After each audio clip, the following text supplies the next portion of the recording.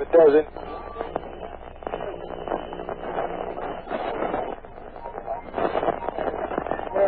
Listen. Two gay men took off their clothes, climbed a tree, and engaged in lewd sex acts for 4 hours in the tree before hundreds of onlookers.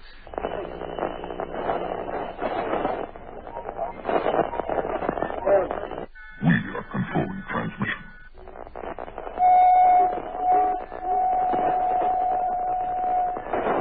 Vulva is what girls have down below. Your breasts grow firm and blossom under their canopy of fragrant silken skin. Feel your breasts swell. Feel them grow firm as they blossom to their natural limit. Feel the sensation. You are about to participate in a great adventure. You are about to experience the awe and mystery which reaches from the inner mind to KK's Lunatic Fringe. All systems go.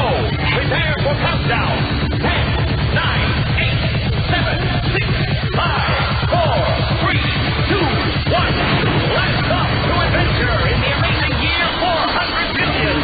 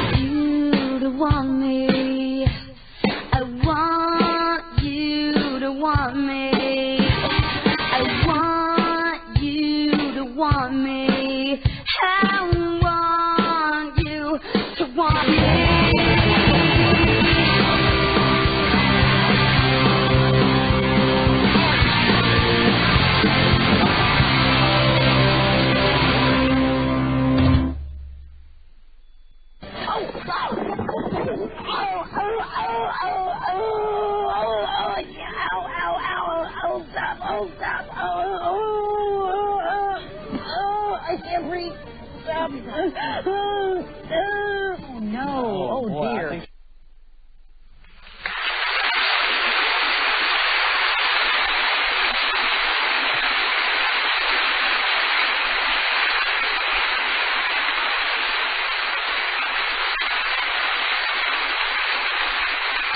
Enough of that. Hello, everyone, and welcome to another fine, fun-filled edition of KDK's Lunatic Fringe. It's 10:07, Saturday, 5/28/2005. Thank you all for joining us.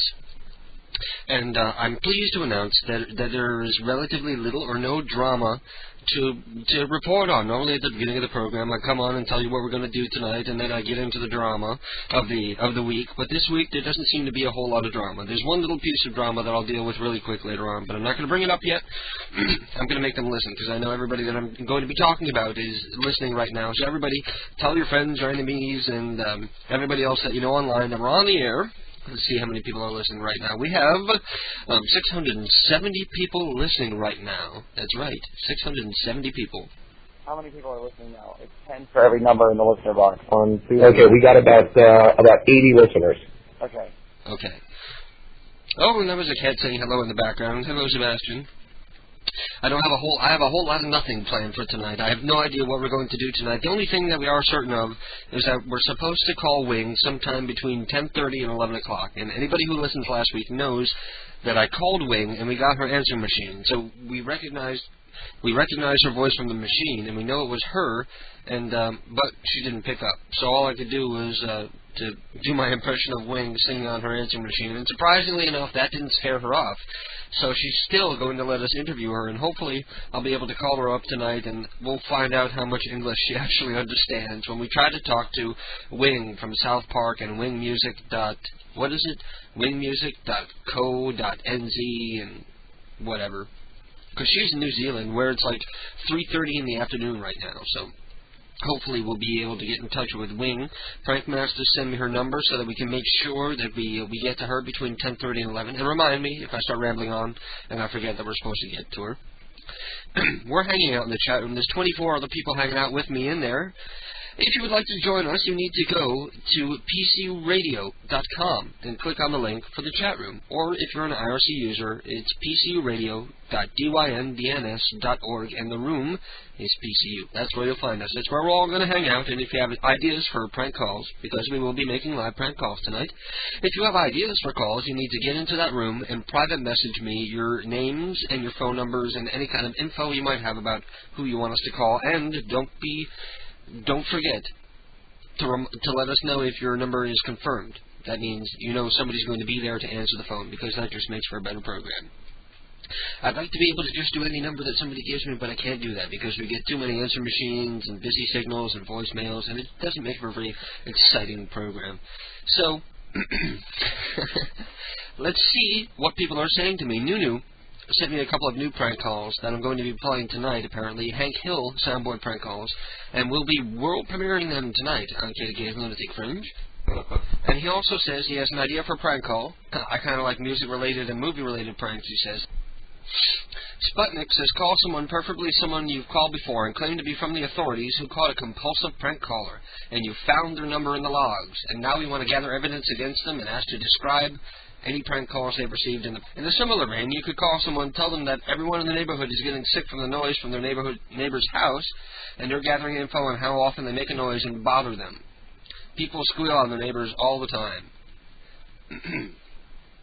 What else? Izzy is asking if we need a calling card, but we have a calling card. I'm ready with a calling card tonight, so we have plenty of time on here. And I was hoping we would get a great turnout tonight, because this is going to be the last KDK's Lunatic Fringe for a little while, because I'm going to take some time off for the summer.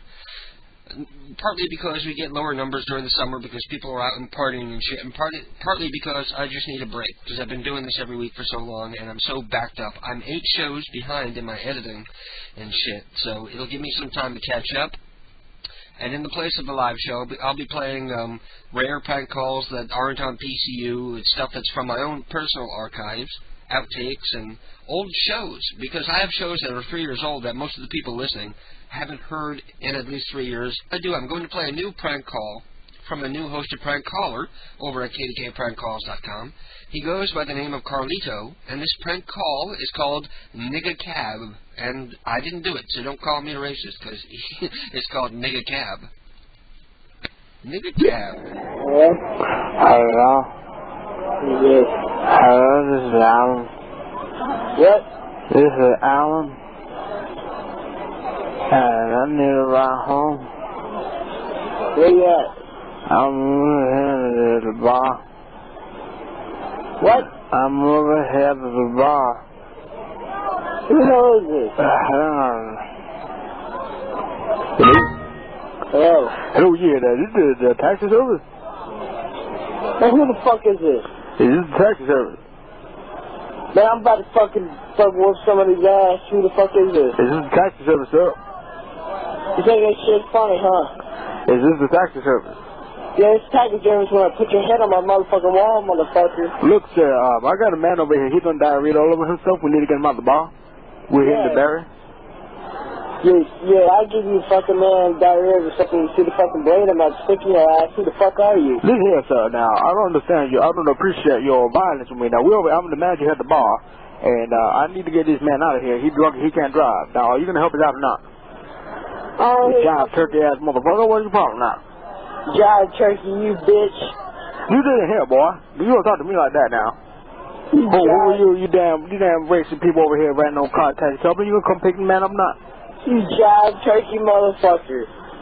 Who you speak to, son? What's your name?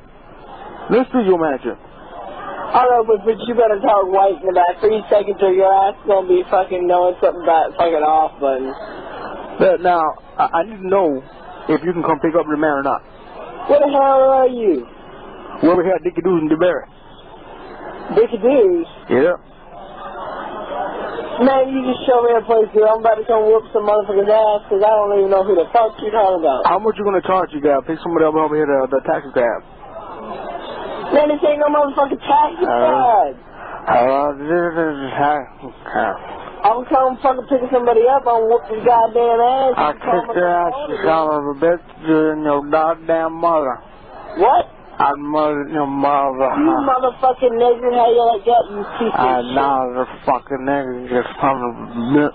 You nigger motherfucker. He's probably a nigger, man. What you don't... Oh, sir. Well, let me speak to Michael Frazier.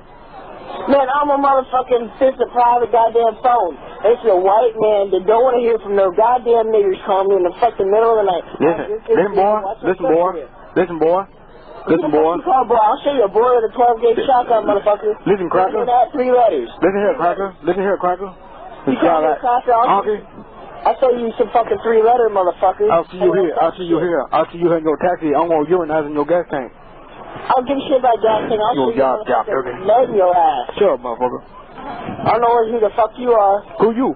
Are you Michael Frazier? Man, this ain't Michael Frazier, man. This is motherfucking white man. Shut up. Don't want to hear. I must have the wrong number then. Yeah, you got the fucking wrong number, so fucking don't call this number again. Listen here. Hang on it. Listen here. You tell me where the fuck you are, and I'm gonna come in. Hello, I'm David, the manager here at the bar. What seems to be a problem? I don't care what the fuck is the problem, but someone's calling up my goddamn phone. I ain't a fucking taxi. Hey. Now listen to me. I heard I've had you calling this establishment plenty of times now, and I'm gonna have a trace. Why are you calling here being violent? We've had some guy calling here making racist comments before. Is this him? I ain't calling making racist comments. I'm calling racist comments now because I want to hear some fucking nigger call me. Leroy over here saying you're calling him a nigger and stuff. I ain't calling him a nigger because he's calling my goddamn phone. So why do you have to call people nigger for? What's your problem? Is this we calling the taxi service and trying to get in touch with Mr. Frazier? We don't.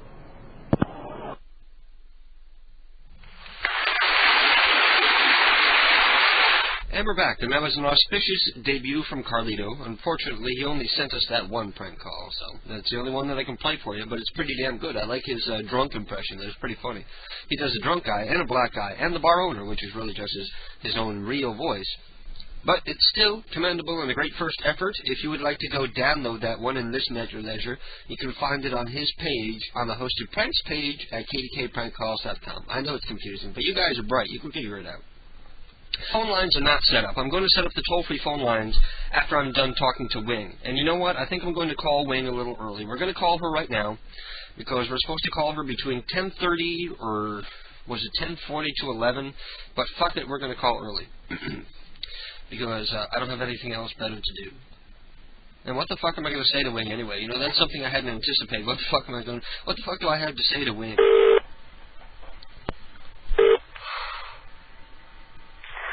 You have reached 5... The message, and I'll get back to you as soon as I can. Hello, Wing. This is KDK from PCU Radio. I was trying to get in touch with you so that we can do an on-air interview. So if you're around somewhere, I'll give you a try back in like 10-15 minutes. Otherwise, I guess we're up the creek. Peace out. Did they say peace out in New Zealand? Anybody else find it strange that a Filipino woman makes her home in New Zealand? But, you know, I sort of knew that was going to happen. I knew we were never really going to talk to Wing. Because Prank Master's numbers never work. I'm just kidding. Anyway, I'm only on beer number 2. Holy shit. And I think burp number 1 happened. Here's burp number 2. This one's brought on by Diet Coke.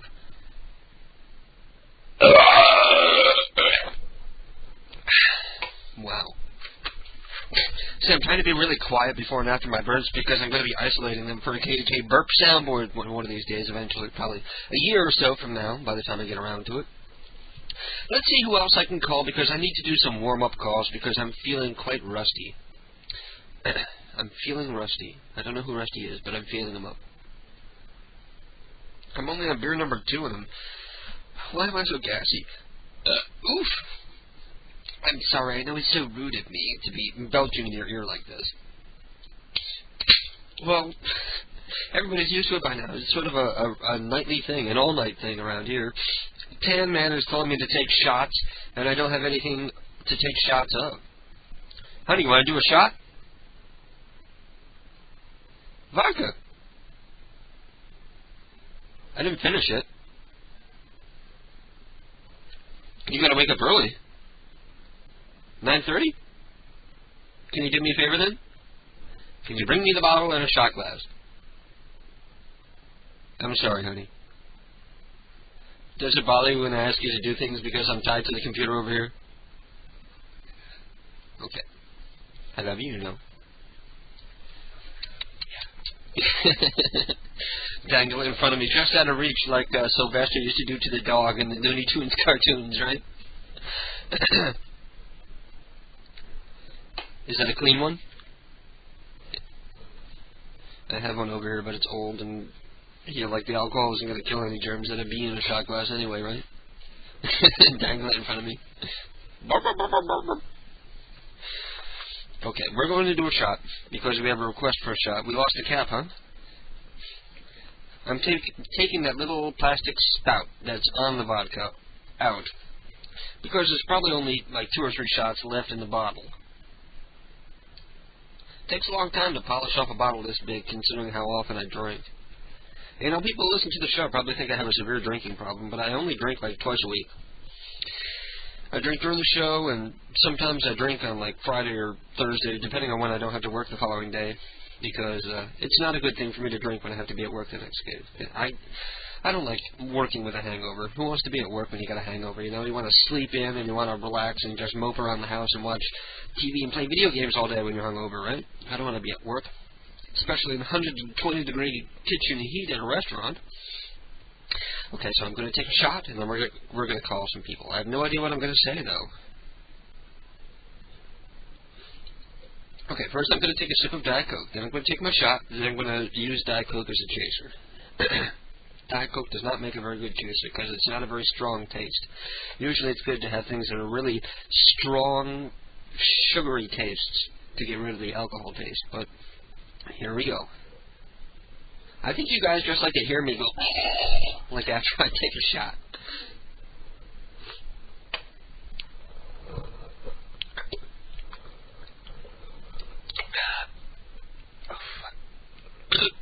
well, I hit that one right. See, what I do is I fill my mouth with the Diet Coke. Then I try to throw the shot to the back of my throat into the puddle of the Diet Coke. And then I swallow it with more Diet Coke. And it seems like that way I get to avoid the taste of the alcohol because I can't stand the taste of hard liquor. So there you go. There's your shot for you. Everybody who is requesting shots in the chat room, we did a shot. So let's see who we're going to call now.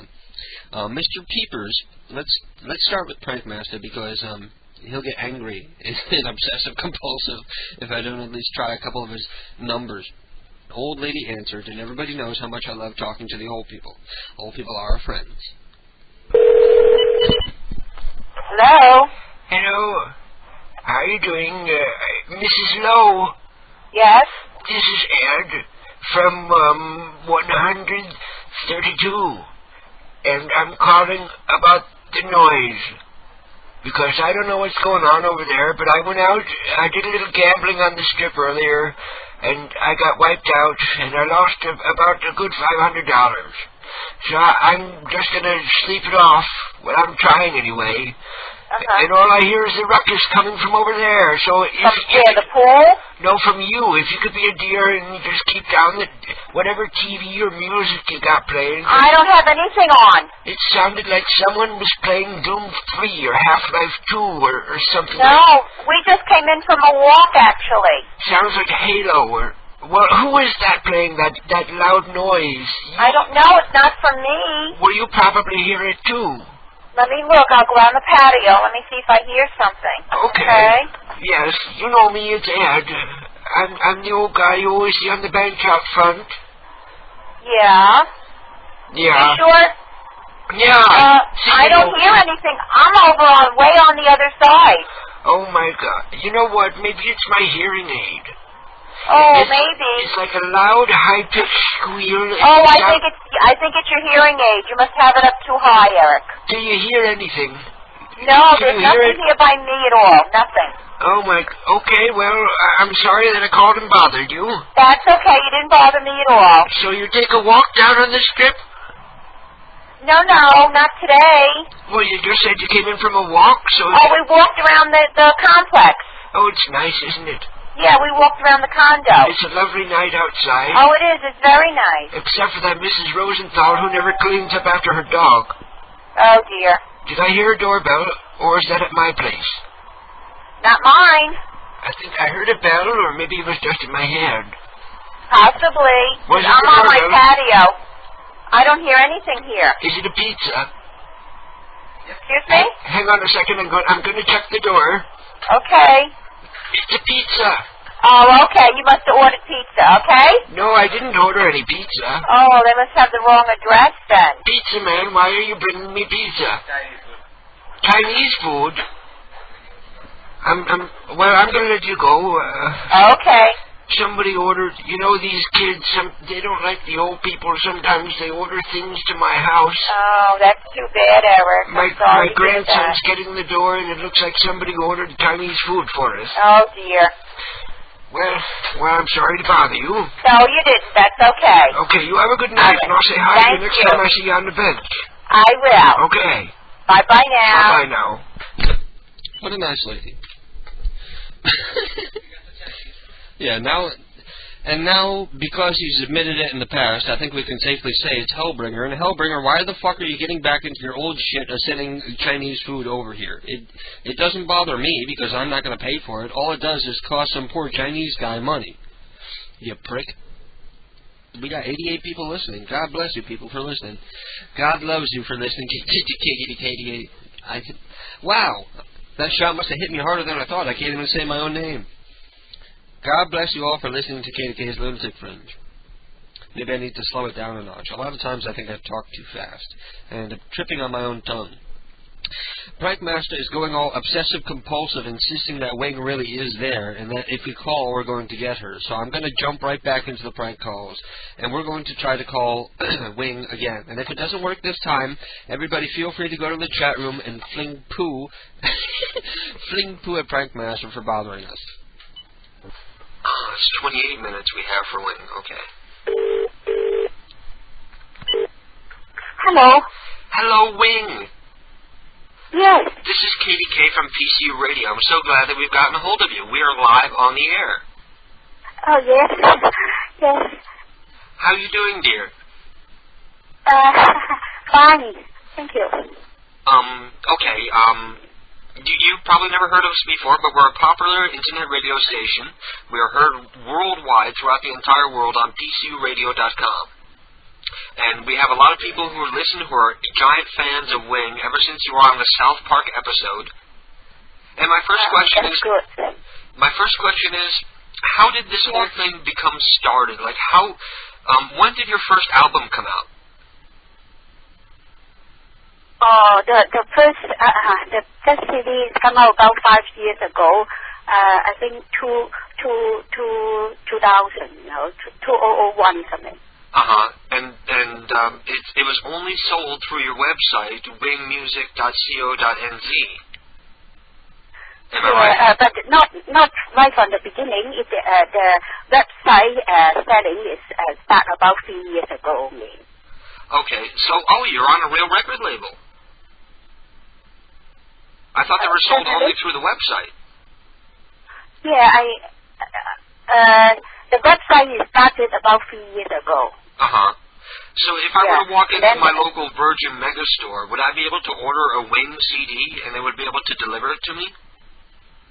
Yeah, you just go to wingmusic.co.nz and then you press the paper and you can read all the CDs, my available CD there, and you can press the buy button, either credit card or PayPal, and you can fill in the form, and then we get the confirm, and then we'll send the CD to you.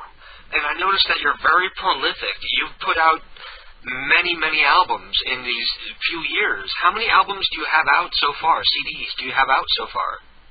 It is about 9 CDs already. 9 CDs? The newest one is Dancing Queen. What is it? The recent one, the 9th one, is Dancing Queen. And where are these recorded? Like you go into a studio and you have studio musicians record with you? Yes. First, I select the song, usually recommended by musicians or teachers and CD store people they know what are the songs popular to people. And then I get hold of the music books, music notes, and then find a musician to make the tracks for me. Previously, I usually use the MMO Music Group, but recently, starting from Dancing Queen, I use our local New Zealand musician to make the track for me.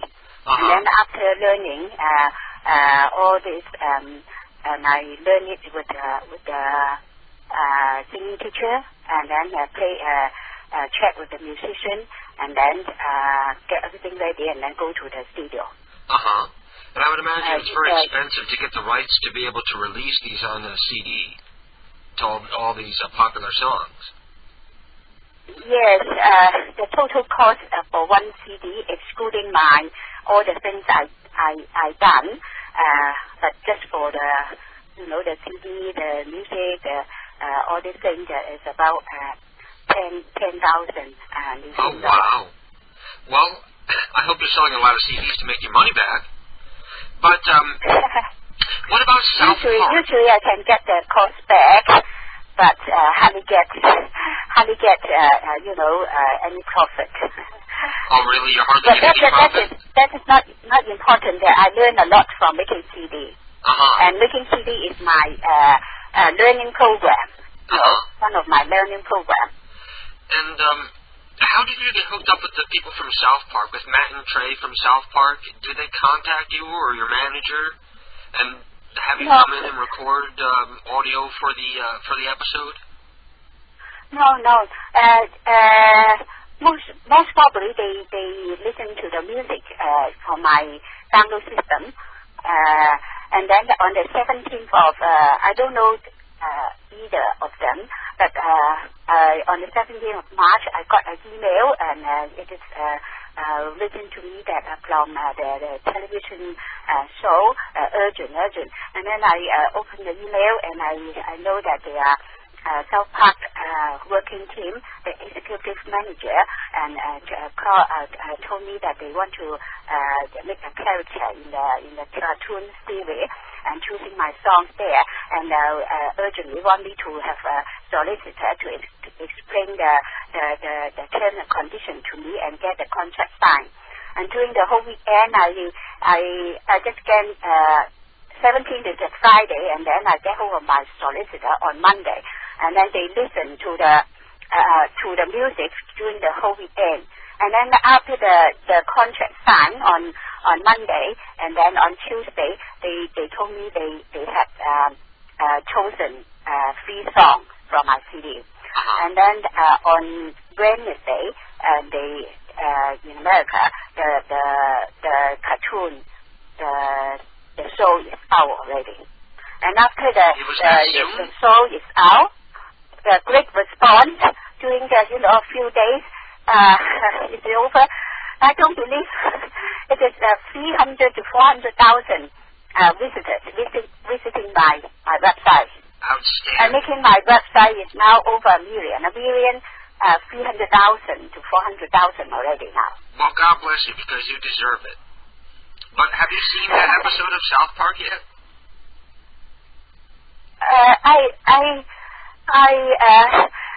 I told my solicitor to write them back and say thank you, especially the musician, the whole team of South Park, and working so hard for me and give me such a chance of a great exposure of my music to the whole world. Thank you very much.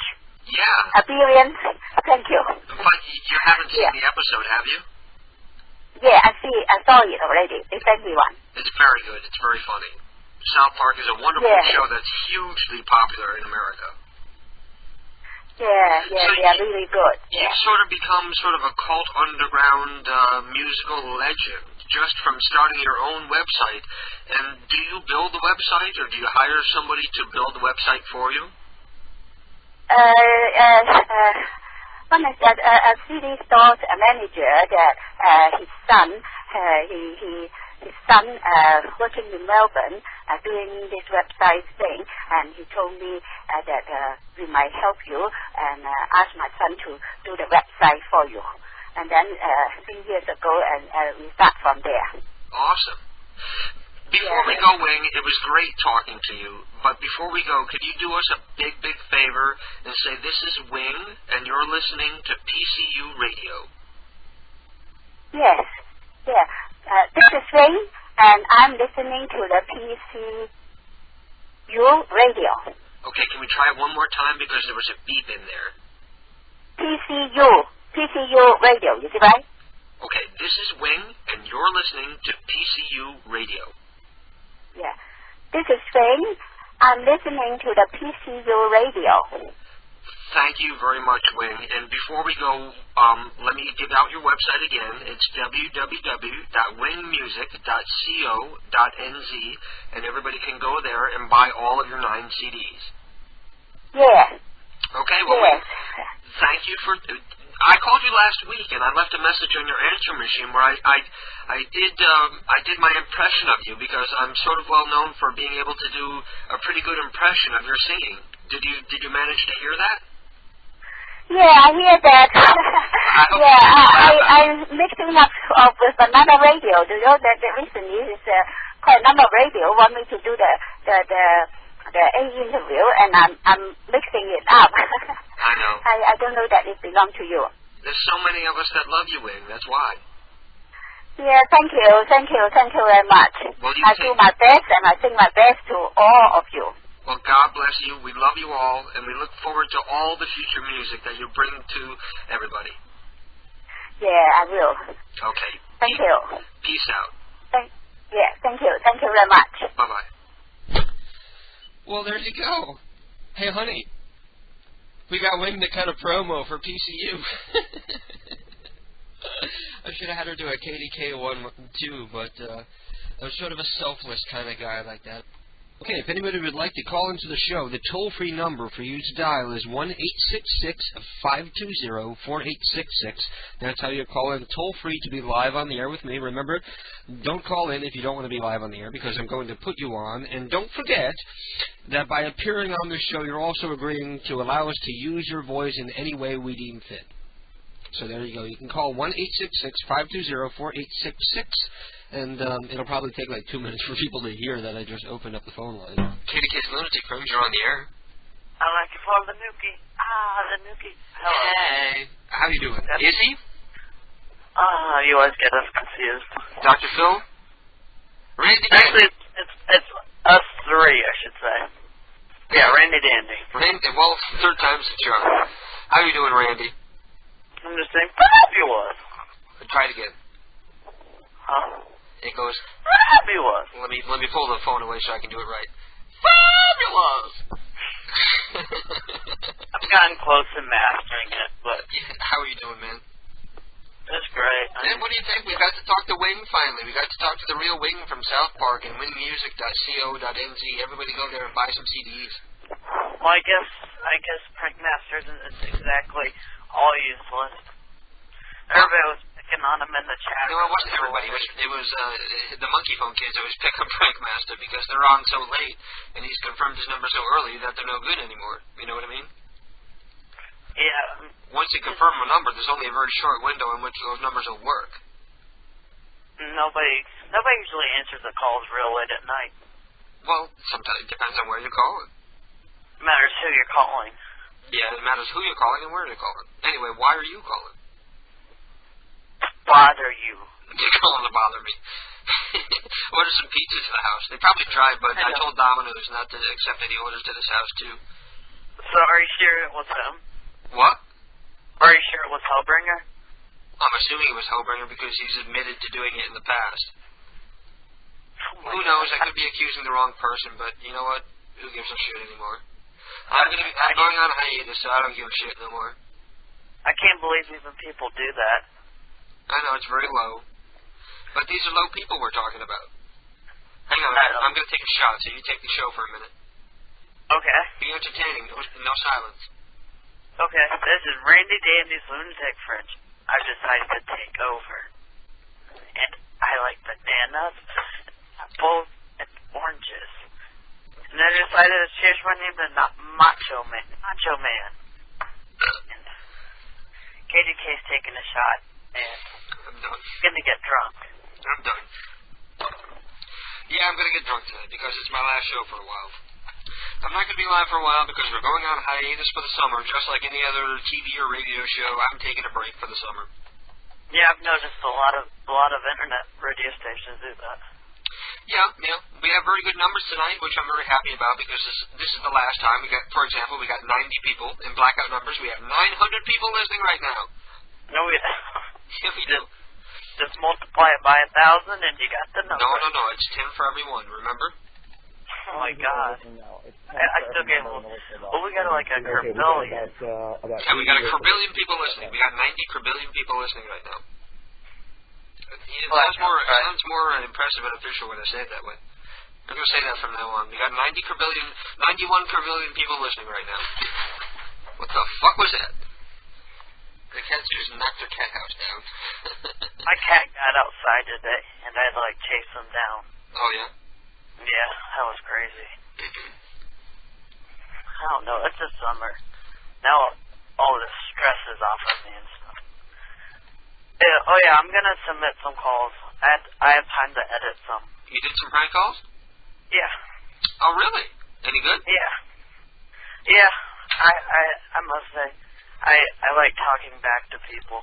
You know, good for beginners, if you're a little nervous about doing it at first, it's good to get your feet wet by doing soundboard prank calls. I don't really like soundboards, though. I think they're gay. Yeah, but I'm saying that they're good for people who are nervous, like talking. They're afraid they're not going to be able to think of what to say, or they're afraid they're going to get scared and stutter and stammer and stuff like that. Well, I'm always scared I'm going to laugh. That's probably the biggest hurdle of the prank caller is like trying not to laugh while you're prank calling. But that goes away. That goes away really quick with experience.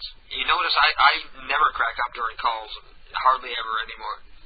I mean, I've gotten, like, turning off the telemarketers lately. And that's another good way, too. Call places where they're not allowed to hang up on you, and you can just get practice off of them. You know, if you call up your local Walmart, they'll be afraid that you're going to complain to their superior, and they'll get in trouble. So, and a lot of these places, they're instructed that they're no matter what, they're not allowed to hang up on you unless you start calling them like a dirty cunt and stuff.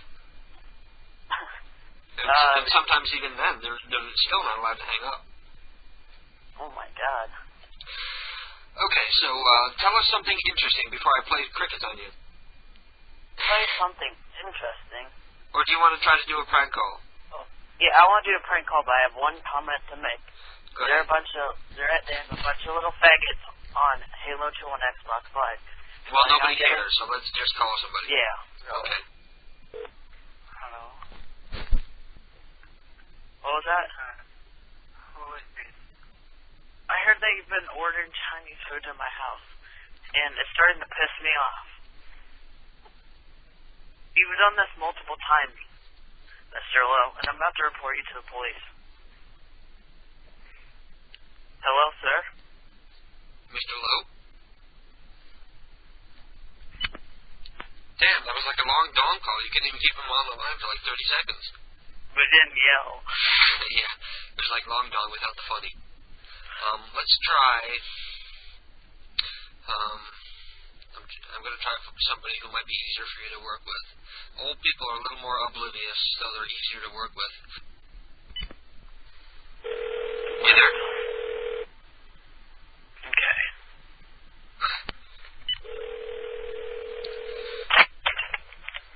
Hello. Hello, is this Betty? Yes. Betty, I live a few houses down the street from you, and I just got a call from the Pizza Hut. I just got a call. Just a minute. Okay, I turned down the TV. Okay. Okay, Betty. I live a few houses down the street from you, and I just got a call from the local Pizza Hut, and they said you've been ordering multiple pizzas to our house. And I was wondering what was going on. You got a call from who? The Pizza Hut. The pizza people. Yeah. And they said that I just got a delivery and a call from Pizza Hut, and they said you've been doing phony calls to my house and, like, making them deliver pizzas to my house. Well, I haven't been asleep except for that the TV was on.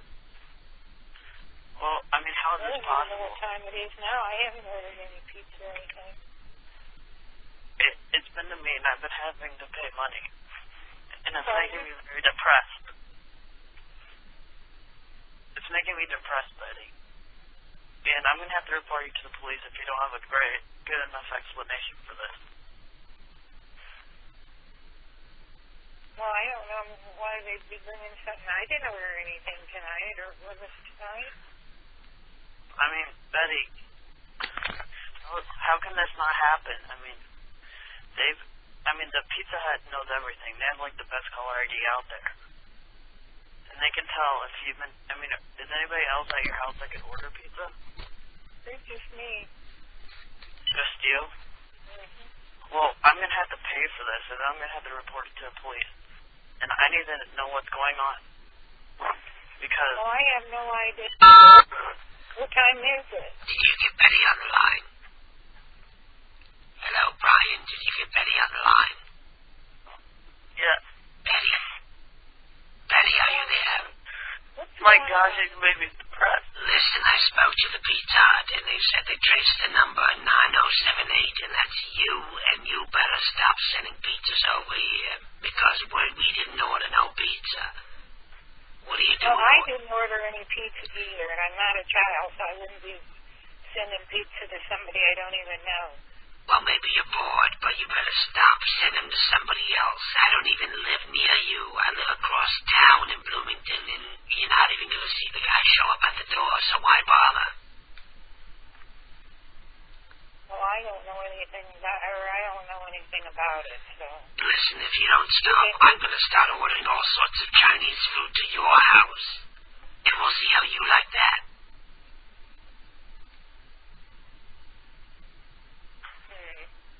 Are you in the mood for a poo-poo platter?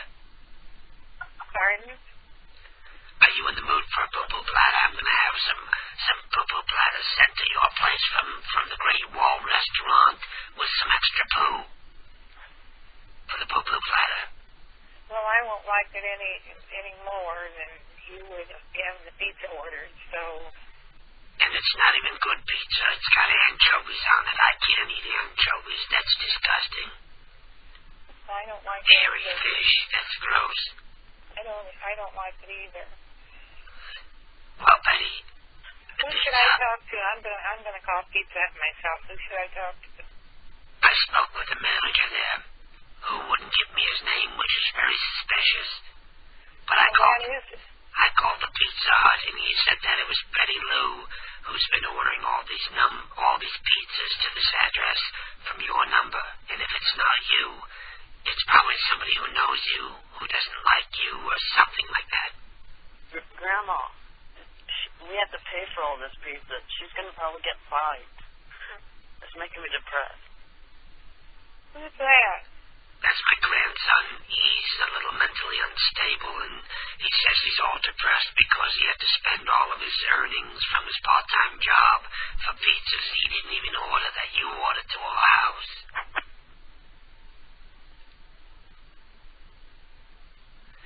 So all I'm saying is this better stop. Maybe you'll call the Pizza Hut and let them know that it wasn't you.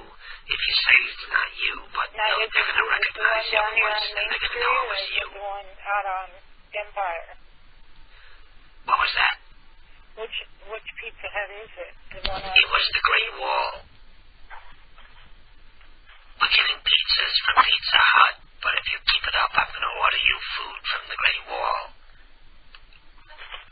I'm going to order you a poo-poo platter, and I'll order you some soup with crackers, the cream of some young guy. I think not. Well, if we get another pizza, I'm going to do it. And if I have to, I'll go next door, and I'll ask to use Mr. Rosenthal's number, and we'll call from there so that he gets in trouble instead of us. I may be old, but I'm wily like that.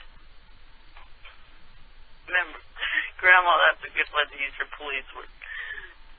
Grandma, you need to rest your voice. You don't have to yell at this lady. So, Betty, as you can hear, I have lung cancer, and I shouldn't even be yelling at you right now. So just stop sending the pizzas. It's not funny. Well, don't tell me stop sending what I'm not sending. I don't appreciate calls this time of morning or whatever. Well, I'm only telling you what the Pizza Hut told me. They told me that you ordered because they traced your number. They trace every number that goes into that place so they know who's ordering what. Okay, so you stop it. And don't let it happen again. Don't tell me to stop what I'm not doing. I'm sorry it's happening, but I'm not doing it. Listen, I'm old and decrepit, but I'll come down there and I'll knock that wig off your head so fast you won't even believe it. You'll do what? I'll knock that wig off your head so fast you'll be humiliated in public. And I'll bring my grandson so he can take pictures.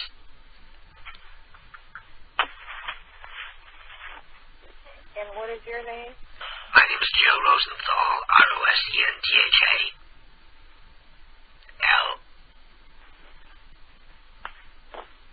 Okay, so you remember that name? I don't appreciate the threat either.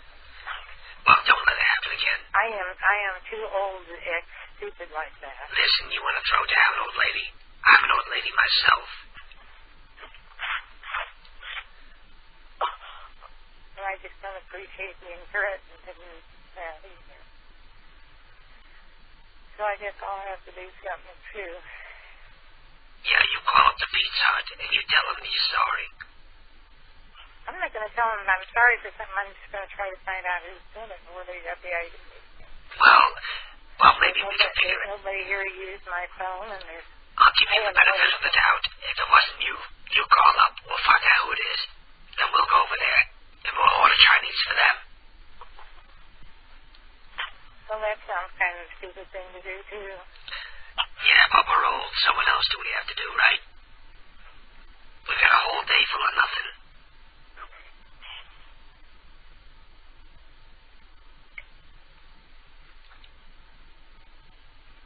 All right, Benny, so you call the Pizza Hut, and I'll call the Pizza Hut, and we'll find out who's behind this, and we'll send them some Chinese food. We'll send them a poo-poo platter with extra poo. Okay, it's just not 10:15, right? Right. I thought it was later than that because I was up later last night. My granddaughter graduated from high school. That's right, because you were drinking tonight again. You lost track of time.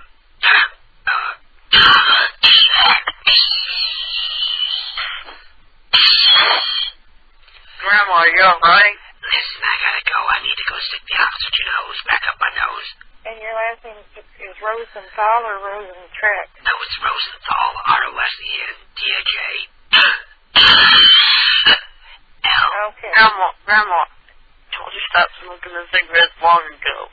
See, this is how it cursed you. Yes, like I have so much to live for, I need to stop smoking, right? So, Betty Lou, you call Pizza Hut, and I'll call Pizza Hut, and we'll find out who did this. Okay. Yeah, it's some of these kids who think it's fun to pick on the older people, and we're going to turn the tables on them. And if I'm not too old to make a bag of dog crap and put it on the porch and set it on fire.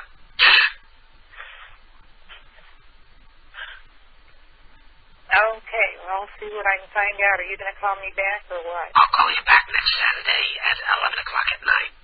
Because that's the only Why time that time of night? Because that's the only time I get to use the phone. And if you ever do this again, we'll get a lawsuit on you. Oh, you be quiet. Betty Lou is going to help us find out who did this. All right, Betty. Did you want to give me your number? My phone number, it's Jill Rosenthal. Well, let me find out and see what, because I don't know how I need to. Okay, you call the Pizza Hut and I'll call them and we'll figure out what little bastards did this because I believe you. I don't think it was you. You don't sound like that type of person. No, I'm not that type of person. So I can tell. Listen, maybe we go out for coffee and play bridge sometime. I've never played, or I played bridge, but I don't really know how. That's okay, I'll teach you how. Okay, I'll talk to you next Saturday at 11 o'clock at night. Okay. Okay, bye-bye. Bye. Oh, my God. No more Jill tonight. My voice is killing me. Raphael. Huh? That's why I wanted to get on because I knew that was going to kill you. My eyes are tearing from doing that. I tried to do that, and I messed up my voice. I gotta retire, Joe, because it's just too hard on me to do that. Ugh. It's gonna take me like 5 minutes to recover now. It was still a pretty good call. Yeah, it was fun. Well, Randy, it was good to talk to you. And I'll talk to you next week. Later, man. Peace out. Man. Then let me see what people are saying because everybody's blinking up here in the chat room. Okay. Tanman says turn on the toll-free number. The toll-free number is turned off right now. Izzy says, can you please set up the phone line soon? And the phone line is turned off right now. Because people were calling up and hanging up, letting it ring once and hang up. But what these people don't realize is even before it rings, it logs your phone number. So if I care to, I can come on the air here and give out your phone number. Even though I can't see it on my little LED screen on the phone here, I can log into the toll-free account online and I can read everybody your phone number. Because before it even rings to me, it's logging your phone number on the website. So if you're calling and planning on fucking with this, you're kind of up shit's creek. Because it really ain't a possibility. It ain't going to happen. Because we don't accept block numbers dialed directly, and any number dialed through the toll-free line is logged through the website. And for those of you who don't know, not that anybody really matters, but pretty much over half of the lineup of Wild Bunch Radio resigned from Wild Bunch Radio tonight, including VForge and Inky and basically any halfway decent show that was on there is gone now, and I guess they're going to be setting up their own horrible-ass network somewhere else. As if Wild Bunch wasn't bad enough on its own with all the losers together, now you're going to have two horrible networks with two separate fighting factions of losers fighting against each other. Well, maybe that'll make it interesting, the losers fighting against each other. Anyway, pardon me while I take a sip of my beer here.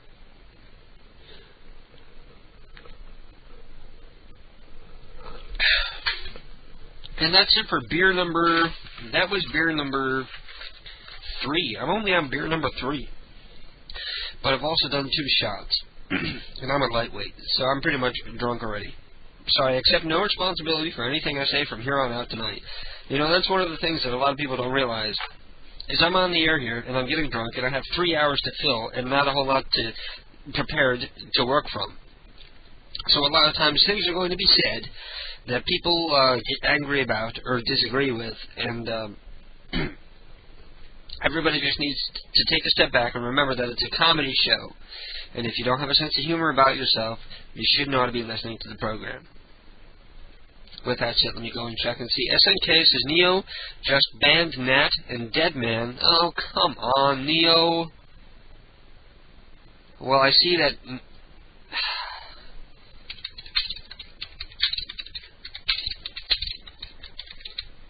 Neo, please don't ban regulars, I say. Man. Well, if anybody would like to call into the show, I'm going to go and turn the toll-free number back on. But like I said, don't forget that it logs your phone number even before it ever even rings over here. So if you're calling up to start shit, I'm not going to give your phone number out. As long as you stay on the line and try to... If you want to put me down, I got no problem with that. It's not like my ego's so out of control that I can't take somebody putting me down. But at least be creative about it and stay on the line with me and put me down to my face. Don't be cowardly and just call and hang up like a cunt. As a matter of fact, I'm going to go look at my call detail and give out the phone number of the person who just called several times and hung up. So let's go and take a look at who's called tonight. And, I'm looking at it backwards. Man,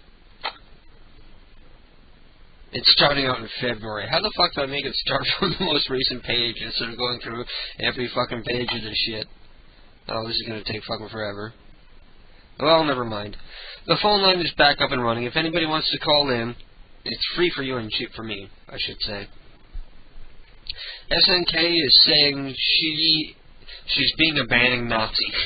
Well, if you're going to pick on Neo, you're going to get banned. And Neo is a friend of mine. So if you're picking on a friend of mine, I'm the sort of person that stands by people who stand by me. So whoever Neo bans, I'm going to stand by it, and you're going to be banned at least for the night. So either behave or be banned. KDK's Lunatic Fringe are on the air. Yo! Izzy, how you doing, man? Not bad. We're a little late, but are you ready for your news segment? Yeah, I am. Okay, so let me go and find your theme I have about 10 minutes. You have about 10 minutes? Yeah. Okay, well, there you go. I have your theme music playing in the background. Okay. Go ahead and start with your first item. Well, today we have some pretty exciting stuff, and I'll start with the small stuff. This one's kind of weird, but lake disappears, baffling villagers. A Russian village was left baffled Thursday after its lake disappeared overnight. Do you get it? I don't. Is that for real? Yeah. Give us the specifics. NTV television showed the pictures of the giant muddy bowl bathed in summer sun, while fishermen from the village of I can't pronounce Russian city names. Bolotnikovo looked on disconsolately. It's very dangerous if blah blah. Yeah, basically it just says they woke up in the morning and there was no water there. So now this lake must have been formed by a dam that was drained. Yeah, exactly. It says. So it's not a news story. They just drained the dam. A lot of places do that on purpose every year to prevent damage to docks from freezing and shit. Yeah. Okay. Plastic surgery mom. My ear fell off. Tanya's shirt's ear fell off as she dried her hair following surgery to stop them from sticking out. Skin around the left ear had died and gone back because dressings around it were too tight, cutting off blood flow. It worked loose and came off as Tanya, 34, got ready for New Year's night out 2 months after the operation. I was at home, and all of a sudden, it popped off. Oh, man. That's gotta suck. That's like the time that Jill was in the Wendy's factory and her finger fell off inside the food. Yeah. Yeah. Yeah, okay. I have a number for this one. That's sort of apropos, though, that somebody who's so vain that they have surgery on their ears so that they don't stick out, their ears fall off. That's sort of like ironic. Yeah, it's like a Tales from the Crypt episode, like bad things happen to bad people. Yeah. Okay, I don't know if you heard this one. This was on E-Bombs World. Toddler rescued from toy vending machine. What? Oh, yeah, that was like a year ago or more. Really? Yeah. That's odd. It was one of those grappling machines where you lower the grappling hook and you try to pick up something and bring it to the opening. That's odd. It was like just put on this news site today, or the 19th of May. Well, E-Bombs doesn't have any original shit. They just take it from every other site in the world, so by the time it gets around no, I mean like the news website. Really old. The official news website. It says the 19th of May 2005, but screw it. So it happened again? I guess so. God damn, these stupid kids. What kind of idiot leaves their kid? Well, if your kid is stupid enough to wander into one of those, what the fuck was that? Oh, that was my volume on my phone. Okay. Yeah. If your kid is stupid enough to wander into one of these, crawl his way into one of these stupid machines, just leave him there as a prize. Yeah. Dead baby, that'll be your prize. Yep. I mean, it makes no sense. Like how I can't even stick my hand up those things. How can a baby fit in those? It's been big news around here lately because there are these spearmint candies. They're round and they're apparently the perfect size to lodge in a child's esophagus and choke and kill them. Because there are these two like foreign children, with children born to illegal aliens in this country, that recently died because they ate this candy, which was imported from Peru or Brazil or whatever godforsaken country it comes from. And now they're suing the company because there ought to be a warning on the candy that your kid can choke if they swallow it. Yep. And that's stupid because for me, that's just Darwin's theory of evolution at work, you know, whittling out the stupid people, because we go way too far out of our way to help protect stupid people, and it's not advantageous to the development of the species to allow stupid people to proliferate like this. For example, I think retarded people ought to be sterilized at birth so that they cannot breed, so that we can breed retardation out of the human gene pool completely. Within a couple generations, there would be no retard people under my rule, under my Hitler-like rule. I would have all retarded people sterilized at birth so that they cannot breed, and so that we can breed retardation out of the human gene pool. Yep. Well, let's go on to the next story. And by the same token, we need to breed out stupid people. Yeah. If your kid is stupid enough to drown in a bucket of water, or stupid enough to choke on a piece of candy, then what did they have to offer the world in the first place anyway? Mm-hmm. Okay, you should put that in the flaming board. What's your next item? Okay. A boy catches fire after using a deodorant spray. And he's smoking while using spray deodorant. A 15-year-old boy in Alaska suffered third-degree burns when he caught fire after using Axe, the local news reports. Oh, that's like the body spray for, like, trying to attack women? Yeah. So how old is this kid? 15. So why the fuck is a 15-year-old kid even using Axe body spray, which is kind of gay to begin with? If you're a guy who uses Axe body spray, you're a fag. You're trying to attract other guys. The 8th grader said... okay, they say he's 15, he's 8th grader, so he must have failed a couple grades. He sprayed the Axe deodorant on his shirt, but the odor was too strong, so he lighted a scented candle in the room. This is another perfect example of Darwin's theory of relativity at work, the theory of evolution at work. Well, we understand now why life experience just has a way of weeding out the stupid people, and we shouldn't whine about it. We should just say, well, he wasn't stupid enough to be able to survive, so fuck him. It explains why he's 15 and still in grade 8. Yeah, exactly. He wasn't real bright. You know, nobody wants to to look at the big picture. You know, the big picture is what can somebody do to help further the evolution of our species? But people are so selfish they don't think that. You know, somebody has nothing to do, like, for example, criminals. Why do we bother putting criminals in prison and keeping them alive when it's obvious that they're never going to offer anything to help better the human condition? They're never going to offer any kind of music or comedy or anything that will benefit anybody else whatsoever.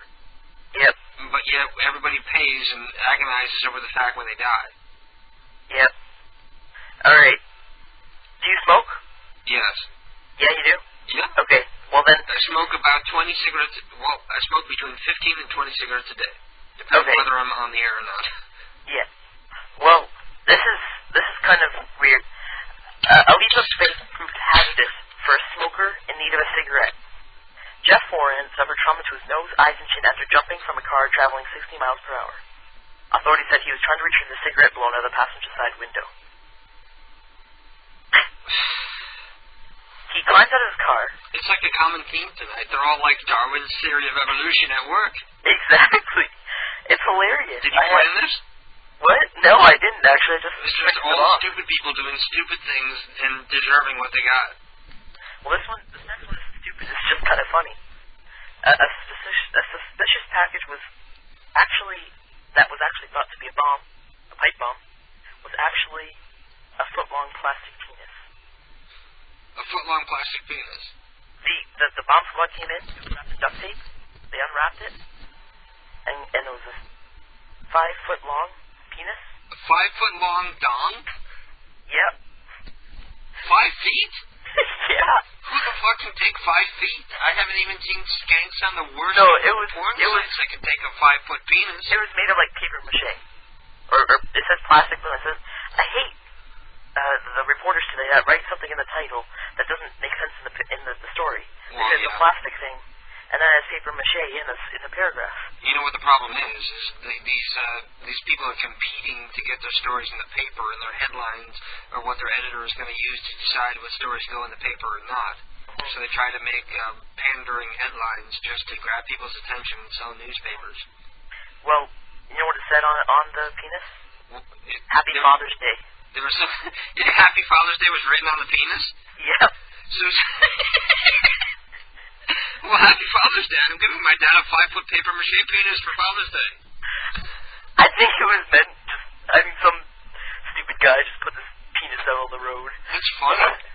I'm gonna make like a dildo wrapped in like that silver duct tape on like the bus stop so that they can call him a bomb squad and find out it's like a 2-ended dildo. Yeah. Okay, last year, an elderly woman attended the clinic in Rabat, Morocco. The lady complained she was feeling heaviness in the lower part of her stomach and severe shortness of breath. An x-ray indicated that the lady needed immediate surgery. The surgery was conducted the next day. Surgeons made a cesarean section and extracted a formless, calcified lump. As it was later determined, this respected Moroccan woman got pregnant 46 years ago. Holy shit, she had a dead fetus inside her for 46 years? 7-month-old fetus. Oh, that is creepy.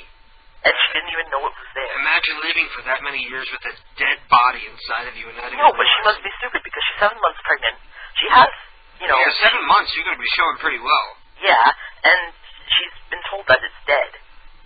She's been told, like, the baby died, and she doesn't notice that her... Wait a minute. You mean she knew that there was a dead body? She knew that there was a baby inside of her, and she just refused to give up the dead body?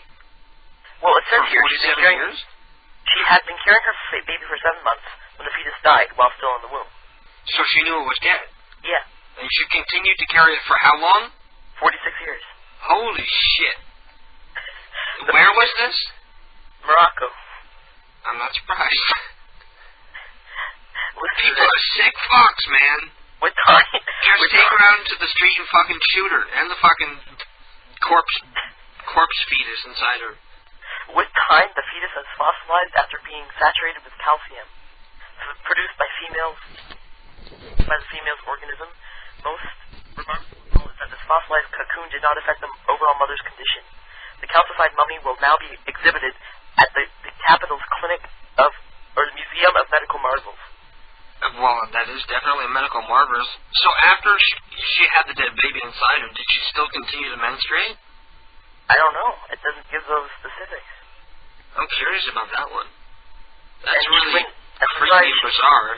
Yeah. Just imagine, like every pregnant woman on your scene, now you're going to have that thought in your head, maybe there's like a dead baby inside her and she just can't accept it and let it go. Well, you know, it kind of, there's a sad story in Canada right now, around where I live, that a lady had a baby, and she knew she was infected with HIV, and now it finds out she had a baby on purpose so she could infect her child. I mean, how crazy is that? That's cruel and sad. She didn't have the baby on purpose. The baby would have been infected with HIV either way. Oh, yeah, but still. But just because the baby's infected with HIV doesn't mean it's going to die. There are people who have HIV who've had it for 30, 40 years and they're still not dead. Well, yeah, but eventually they're going to die because they're going to have this horrible sickness like pneumonia come up, even when they're, 80. You know the actor Jim J. Bullock? He used to be Monroe on Too Close for Comfort like 20 years ago. I think so.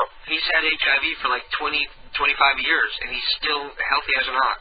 He's still Oh, not yeah, dead. definitely. That's what we learn in school now. Like, I think we need to break into his house and kidnap him and dissect him and find out why. Why is he still alive when everybody else died? Our teacher says that it's only because, like, it's always there, but it only, basically you have no immune system, right? It kills off all your immune system. Yeah, but that's the first opportunity that he got a cold or even athlete's foot, he would die from it because he has no defense for it. Yeah, sure. But for some reason, his defenses are still good enough that he's lived 25 years. Who goes 25 years without even a common cold? Nobody. Yeah. Exactly. Okay, and we have one last story, which I feel sorry for the guys because when I read this, I was traumatized. A woman has been charged with cutting her husband's penis off. That's pretty common. What? That's pretty common. Really? It's very common for jilted lovers to cut off their lover's penis. That happens all the time. Not around here. You just don't read about it in the paper because they don't want to have to say the word penis in the paper. They probably say cut off his finger or something. Yeah, the like word that. severed penis don't help save soap papers probably because every guy cringes. Exactly. I read this and I was... Anywho, that's all I have for tonight. I had some numbers, but I don't think a lot of time. Did they reattach the penis or not? Yeah, with 15 stitches. That's it? Yeah. You got a small penis. If that happened to me, they'd have it at least use 30.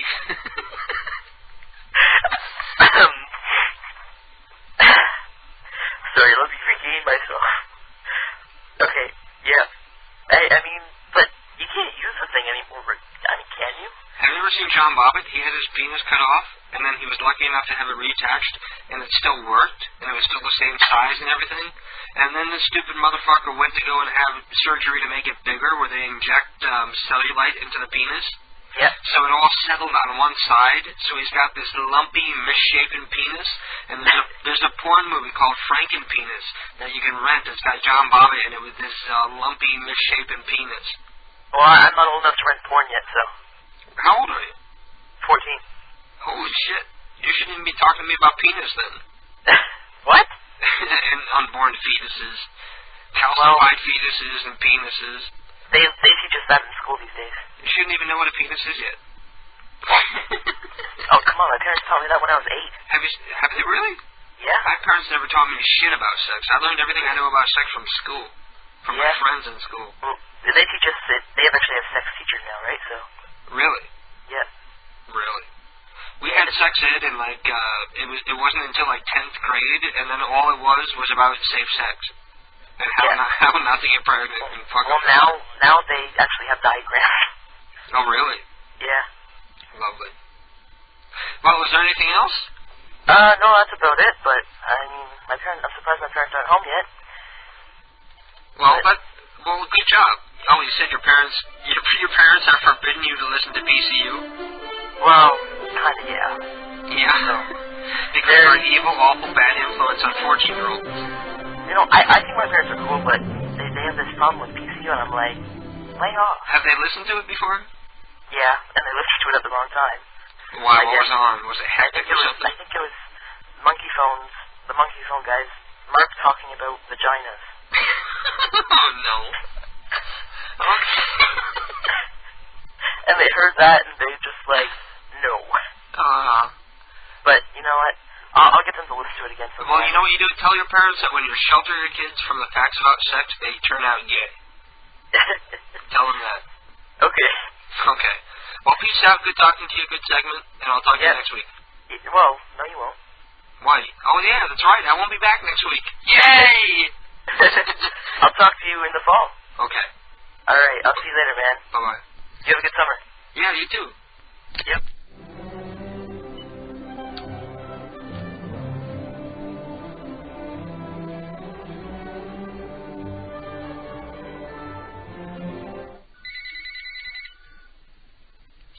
Katie Kids Lunatic Fringe on the air.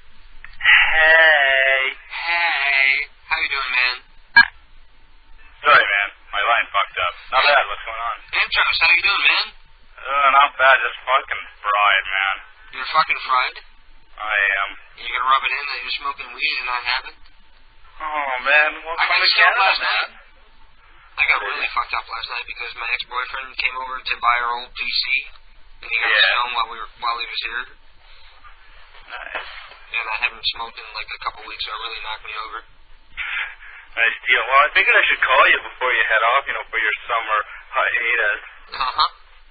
Indeed. But, you keep saying, well, listen next week, and we'll call you next Saturday, and I'm thinking, you might have one more show knowing you. Well, you never know. That's why you gotta stay tuned. Because exactly. You never know. All it takes me is like 2 minutes to go on the air if I feel so inclined. So just because I say I want to take a break for a while doesn't mean I might come back. Well, I'll say flat out I won't be here next week. Oh, okay. But after that, who knows? Exactly.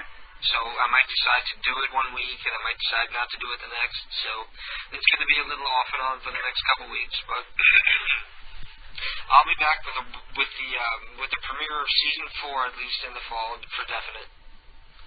I'm not leaving for good. Oh, for sure. Everyone needs a break, right? Yeah, I've been doing this for fucking 3 years now, and I need some time off. Yeah, man, you're talking about my editing. I'm 8 episodes behind in the editing right now, so because I haven't been very motivated. I've burned out on prank calls. I'm sick of prank calls. So whenever I have some free time, the last thing I want to do is go edit an old show. Exactly, for sure. So if I take some time off, I'll edit some shows, I'll get caught up, and then I'll be back. See, that's a good idea. I agree with you all the way. But even if the show isn't live, I'm still going to I'll be putting on like shows of rare stuff that's not on PCU and outtakes and old shows that haven't been heard in 3 years. So it's still worth it to hang out in the chat room with your friends and don't forget, man, you got to play some of the repeats with me in it, so all the attractive women who listen to us can hear my lovely voice. Yeah. Hell yeah. Anyway, I actually or the ugly women, because you can't tell. Good point. Well, no, sometimes I can, I can tell if they're, like, obese or if they're going to be a nice tight fit. Yeah, aw. How can a blind guy be picky about what kind of women they're going to fuck? Well, I'd be picky if a chick was sucking my dick and used teeth. Well, yeah. And I would end it right there. Yeah. Fuck. Teeth don't go there. You can go somewhere else, but not there. Unless you are, like, into S&M and like your dick nibbled on, whatever. Yeah. Anyway, have your dick nibbled on? No. Maybe wax stripped on your balls or something? No. Hair plucked? How about your taint hair? Have your taint hair plucked with tweezers? Ow, yeah. I'm making myself cringe on that one. Ow. I don't want my taint hair plucked. It just sounds like a great word, too. Taint hair, Yeah, taint hair. There's probably a band. There's probably a band somewhere called Taint Hair. Oh, fuck, now I'm going to Google it. Yeah, if not, Google taint hair, see what comes up. That's one word. What are you going to do, a Google image search, then you can feel the screen and tell what it looks like? Oh, fuck that. I'll, get one of my friends to do, how they have descriptive television for TV. Were you born blind, or is it something where you had a condition later on? It was actually called ROP. Research that, and you can find out all about it. But I've What is ROP? It's too hard of a thing to pronounce the actual technical term. What does it mean? What it means? It means basically when I was born, the blood vessels at the back of my eye on my retina grew so massively it fucking deformed and bitched up my retina. So, do you see shadows and shapes, or just nothing at all? I can see colors like I'm sitting in front of my desktop, right? Oh, so and you can see like colors and shadows and stuff? Yeah, and I can see like the individual icons, but I couldn't tell you what they are because right now they're so small. Oh, like if I magnified it enough, I could So you're not that bad off? No, I don't think so.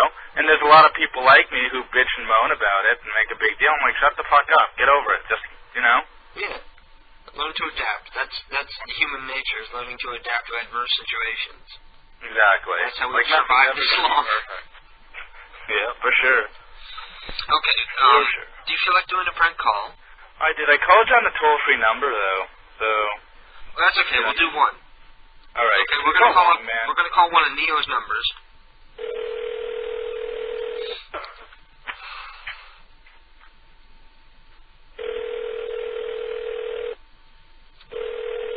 Voicemail. Yeah. Leave him a message. All right. Hello, you have reached 23. We're not available right now. Would you please leave a message? Yeah. Hey, this is Mike. I'm calling from Jack's Pickles and Penis Pumps. I'm looking to speak to Derwin, but apparently he's not home right now. Derwin, if you can give me a call back at 1-866-5... It's about your order of pickles and penis pumps, and we really want to get the shipment out to you, but we're having some issues crossing the border from Canada. So if you can give us a call, it'd be appreciated. Thank you. Bye-bye. It was Derwood, by the way. I couldn't remember, man. Said it like 3 times. Doesn't matter. Okay, a foreign guy, non-English speaking guy named Guido Dito. Okay, an Italian guy named Guido Dito. That'd be great for you. Can you at least give me a city, man? Oh, I'll have to go to somebody else then. I think it went to voicemail already. No.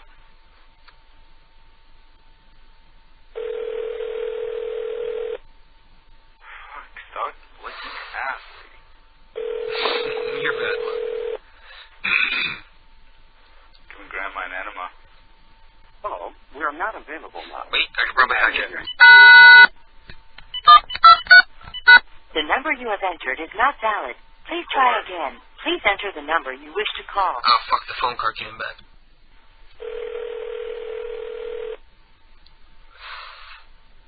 Fuck.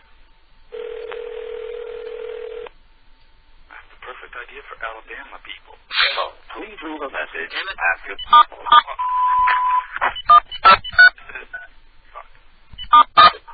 Hello? Hello? Hello? Hey. Hello? Hello? Yeah. Hello? How are you doing? All right, what do you want to know? I'm sorry to be disturbing you at this time, but I am Mike Wilson, and I'm calling from KDK News, and we were wondering if you went to see Bo Weiss when he came back, from American Idol. Hello? Hello?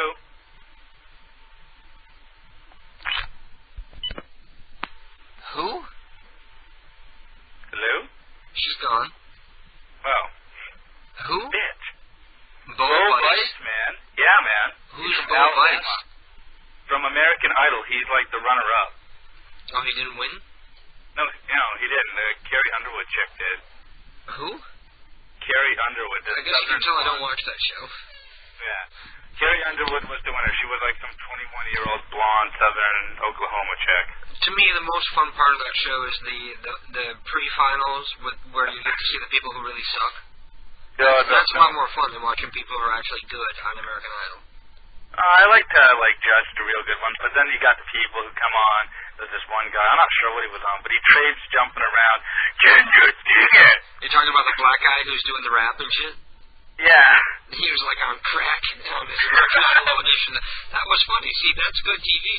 Bad TV is somebody like lip syncing and doing it well, or like doing karaoke and doing it well. It's not fun to watch somebody do karaoke well. Not for me, anyway. I don't know. It depends. Depends what kind of mood I'm in, you know. Let's try one more time. All right. Let me see if I can find somebody for you. We got a black guy in New Orleans. The phone is about to die. Shit. Oh, well. It's beeping. Probably got like a minute.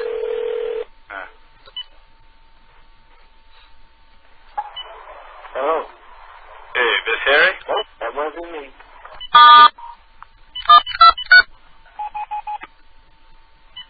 Hey.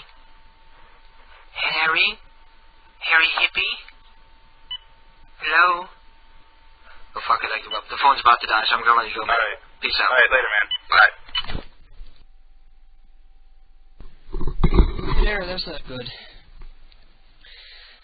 So, we have some more time on the other phone here, probably no more than a half an hour. Master Stigum says, I rub the watermelon rind on my ass cheeks and let my ass get stuck to a chair. Lovely. And that was Master Stigum quoting Brandon Vegas. So, lovely. People are quoting everybody else's embarrassing outbursts from the chat room, apparently. And Zan Mothy says, thanks for introducing me to Raymond and Peter. Shut up, little man.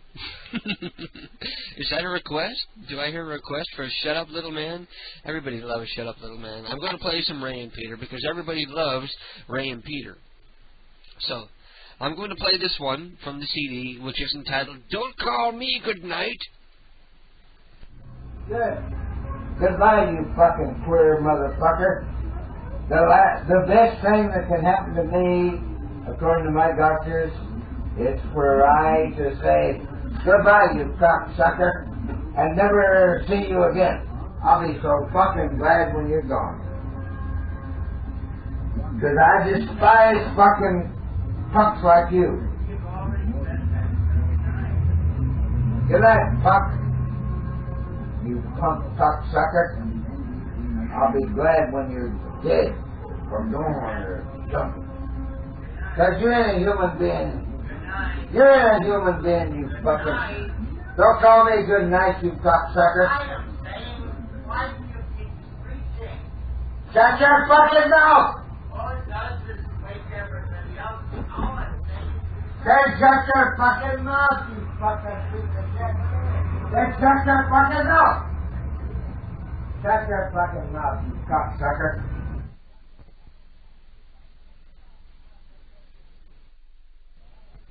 Good. Goodbye, you fucking queer motherfucker. The best thing that can happen to me, according to my doctors, is for I to say, goodbye, you cocksucker, and never see you again. I'll be so fucking glad when you're gone.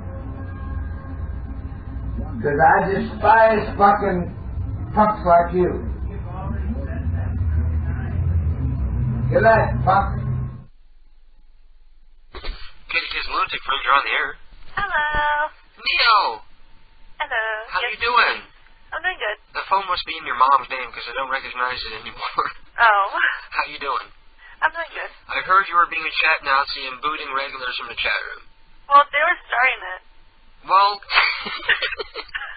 as long as you don't ban them permanently. If you kick people, that's okay, but don't ban people, please. Oh, no, I wasn't trying to. It's just that, like, the kick thing I was putting in wasn't working, so I just had to go to become banned. Oh, really? Yeah. Well, you need to upgrade to MIRC. I Sometime don't I'm want off to air. upgrade. Well, you got to. It gives you so much more power and control. Isn't that what you want? You want power and control over everybody else in the chat room. Right? Let's keep that confidential. Like they don't know you're the chat Nazi. It says so right on the forum. Which reminds me, everybody who's listening to the program, please go to ktkprankcalls.com and click on the banner. It's a free and easy way for everybody to help support us. And as a matter of fact, every time you visit the site, ktkprankcalls.com, please click on one of those banners, because we earn a very little bit amount of money for every unique IP that clicks on that banner. I've been clicking away on them. Well, I think it only works if you do it once, because it only counts unique IPs. So if everybody just once a day, if you visit the site once a day, just click on the banner and hit your back browser and then go and look at the site. Because that way PCU pays for itself, and maybe we'll make a little money so that I can start sending out CDs to radio stations and college radio stations and shit like that, so we can help spread the virus. Yes, virus. Yes, the virus that is PCU and Katie Kitty. I would laugh better, except I'm out of breath. It really knocked me out to do that joke call earlier. I'm going to have to retire, Jill. People don't realize what it takes out of me to do that voice. Retire, Jill. Jill's the best one. I know. That's my predicament. My best character is the one that kills me to do. Well, stop smoking. It's not the smoking. It's just the way I got to do my voice to do that. It's got nothing to do with smoking at all. Want to stop drinking?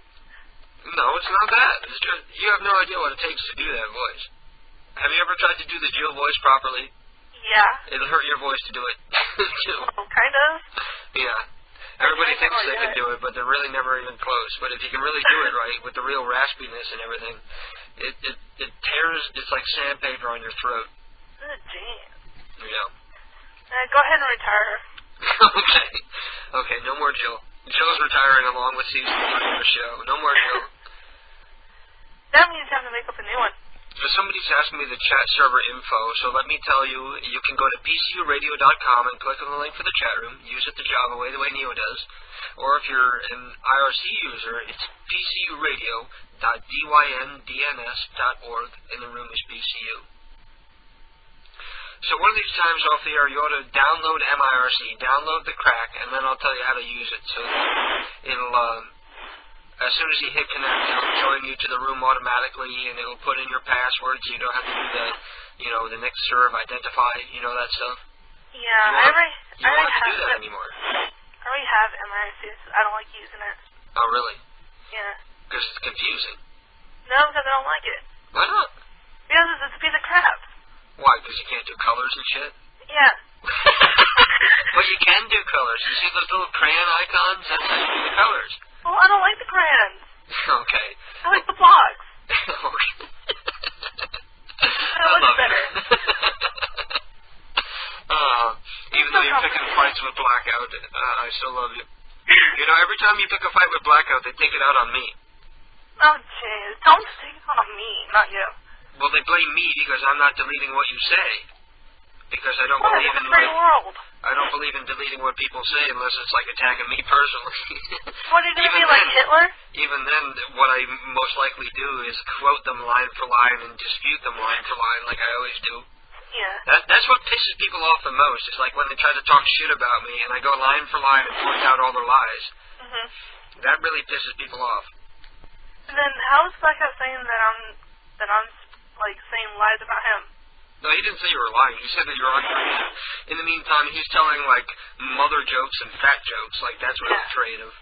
That's like lowest common denominator, I owned his ass in the forums anyway. Yeah, you did. You totally owned him. What were some of the good ones? If you sucked anymore, you'd inhale your own penis. Yeah. They really ruined a totally good rectum when they put teeth in your mouth. That's another good one. That's an old one. They ruined a really good rectum when they put teeth in your mouth. Sorry. Keith loves that shit, too. I had Keith and Bill over here last night. They was just reading about it and cracking everybody up. Well, that's good, though. At least it's comedy instead of actually outright insults. Yeah. It's easy to do a fat joke or a mom joke. Mom jokes are like the lowest common denominator. That's like the most uncreative of all. And then after that would be fat jokes. But, at least you're creative and humorous about it instead of being hurtful and vindictive and uncreative. Well, I was actually trying to be kind of hurtful to Blackout, but... You were? Yeah, sort of. Well, I know. Well, there's a lot of people who listen who have a lot of good reasons not to like Blackout. He's prude and obnoxious. Rude and... downright stupid. Yeah. Yeah. I've been relatively well behaved. He said that my prank calls would be torture to listen to, and I didn't say anything negative about his horrible, horrible show. That's what pissed me off. Yeah, I know. That's what pissed everybody off. everybody's saying, why don't you attack him? Why don't you say something bad about him? And I'm just like, I don't care. You know, as far as I'm concerned, if this is a battle in Blackout's mind, I've already won. Because we get more traffic, we get more listeners. I've already won. I've proven that I don't suck. You know, if I suck that bad, people wouldn't be listening right now. People wouldn't be going to the site in droves as much as they do. And you know the new record for hits to the site in a day? It was like 5,000 something? No, not as many as Wing, but we had 125,000 hits in one day. Oh, wow. Yeah. Well, over that, but I can't remember the exact amount. Also, if you sucked any worse, you'll be inhaling your own dick. Who, me? Yeah. Just like Blackout. I'm sorry. Yeah. I wish I could inhale my own dick. Then I'd never leave the house. Okay. That wouldn't even work. I'd just have a webcam on me inhaling my own dick all day. Thank you very much. Yeah. On that note, Sputnik says, let's hear Jill on your next prank call, please. Have you ever tried calling someone, tell them that you're seeing smoke coming out of your car parked in front of their house, and that you think it might be their car that's burning out? It would be funny to get them to go out and look. Yeah, they had a video camera trained down them and shit. And then he says KDK for president, so thank you, Sputnik. And Sputnik is listening from South Africa, or so he claims, at which point it's probably like 6 or 7 in the morning right now. So, is he still listening? He's still in the chat room. God bless him. Fucking staying up all night to listen to this bullshit. That would be England if it's 6 or 7 o'clock. No, he's in South Africa. Oh, yes? Along with Lady Nat, who's really hot. Lady Nat is really hot. Thank you. If she matches her picture. Well, not that you're not hot, too, but I'm just saying. Oh, I'm not saying that, so I don't really want to know who's hot, who's not. You're right, it doesn't really matter, but it's not often that we get women around here, let alone attractive women. Now all the guys in the chat room are going to be hitting on her and shit. She's going to yell at me for saying she was hot because all the creepy guys are going to be flirting with her now. Poor thing. Aw. Yeah, she's cool. If she's not somebody posing to be somebody else, because I'm still suspicious. Yeah, I thought it was someone from Blackout. I'm gun shy. I've been burned so many times that I'm gun shy. I try to patch things up. I try to be nice to everybody, and everybody just goes back to their old hating ways. Just because, you know, I think they're happier hating than being. They're happier being ostracized from the cool kids table than being a part of the cool kids table. True. Because we're sitting at the cool kids table, and they're sitting with the chess club. Yeah, I'm sitting like in a corner, away from everyone else. I have my like own little private little corner. Oh, do you? Yeah, with all my chains, whips, and everything. With your what? Chains, whips, and shackles. Your chains and whips? And shackles. And touch devices. For what? For the kittens? How are the kittens doing? Oh, they're doing good. They just started walking about 3 days ago. Aw. Yeah, they're 2 weeks today. Can kittens cry like as soon as they're born? Oh, yeah. They cry like as soon as they come out? Mm-hmm. Oh, that's awesome.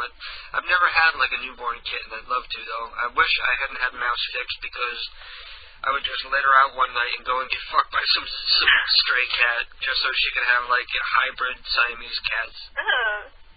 I wouldn't care because kittens are adorable no matter what they are, you know? Oh, yeah.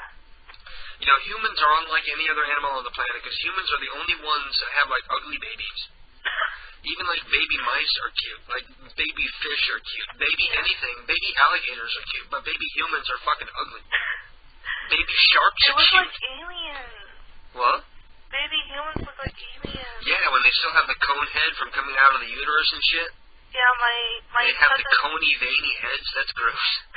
My cousin wanted my mom and I at the birth of her child. I'm like, oh my god. Mm-hmm. Like, I'm never having a kid. Yeah. After seeing that, no. After you see that, yeah. No, that's okay. I'll adopt.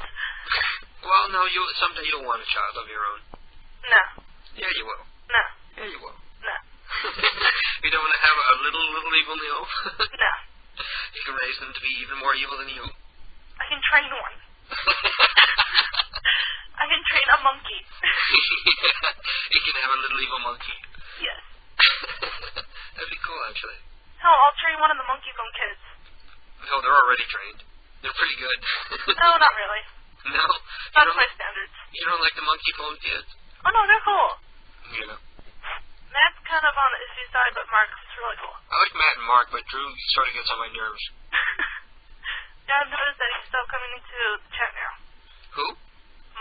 No, Drew. Oh, he's in now? No, he doesn't come in anymore. Oh, really? Not that I know of, anyways. Well, because he thinks everybody hates him, because he's always a dick. No, everyone hates Prankmaster.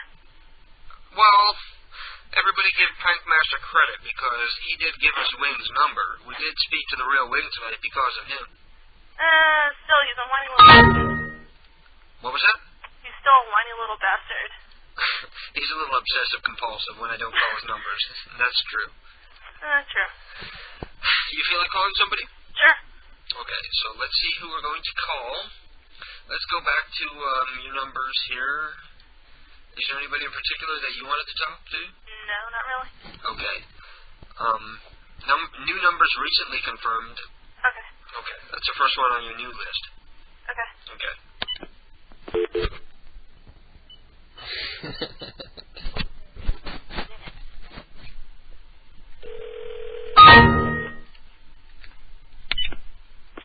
Okay, ready?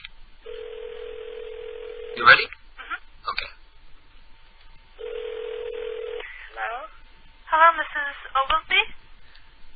Who's calling? This is Jessica. I live down the street. My toilet overflowed and it's not working anymore, and I really gotta go to the bathroom. Can I come over to your house and use it? Hello? Hello? Mrs. Oglesby?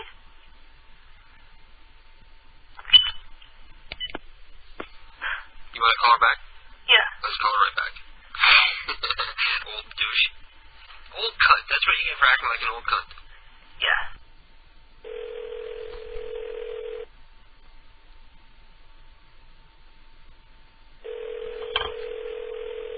No, she's not going to answer. Leave her a message.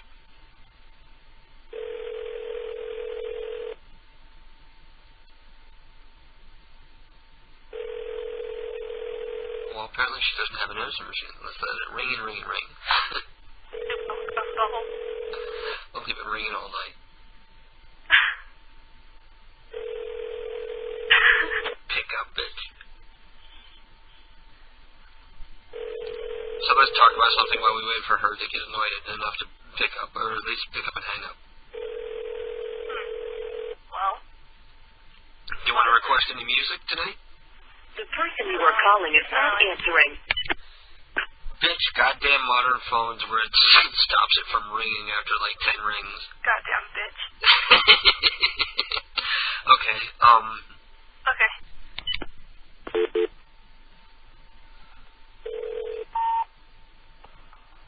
Hello? Hello? Hi, Mr. Igor? Yeah. This is Jessica from down the street. I was wondering, are you the guy who lost the cat? Cat? Yes? Which cat? I'm sorry. It's a gray and white tabby. It had your number on the tag. No, okay. No, it's probably not. But it had your number on the tag, so I just gave it a call because, unfortunately, I found it dead on our doorstep. I'm not sure if it's like a practical joke with the neighbor kids or something, but it just had your number on the tag, and I just wanted to call to make sure that you're okay with it. I'm not sure what you're talking about. Were you the one who left it on my porch?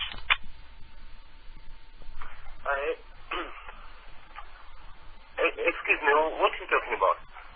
Okay, there's a dead cat on my front porch, and it had your name on the tag on the back. Okay, no, I have no name on the tag on the back. You have no tag on your back.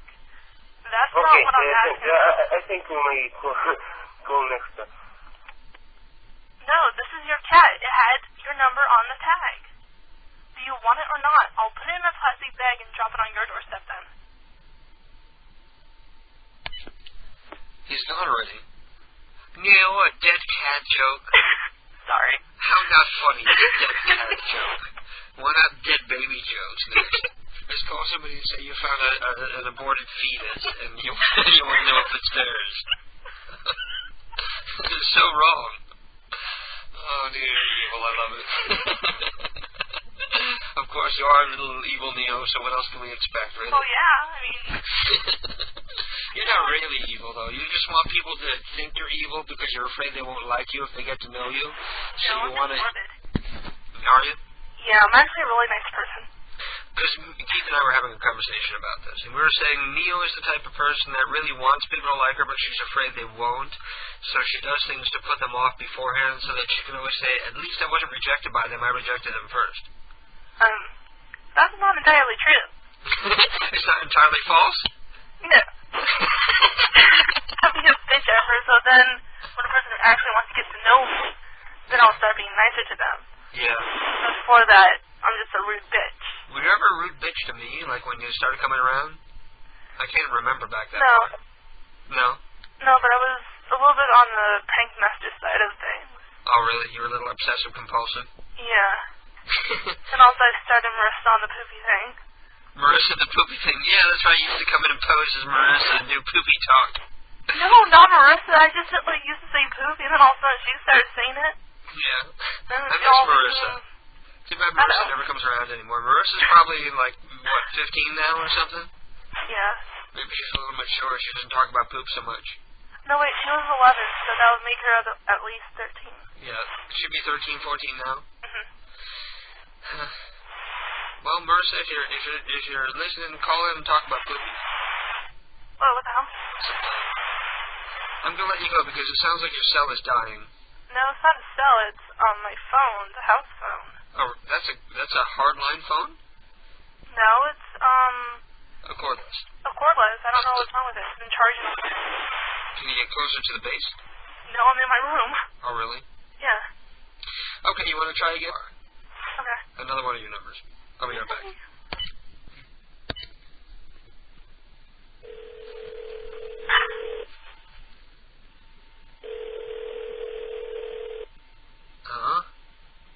That was the very last number you sent in. Hi.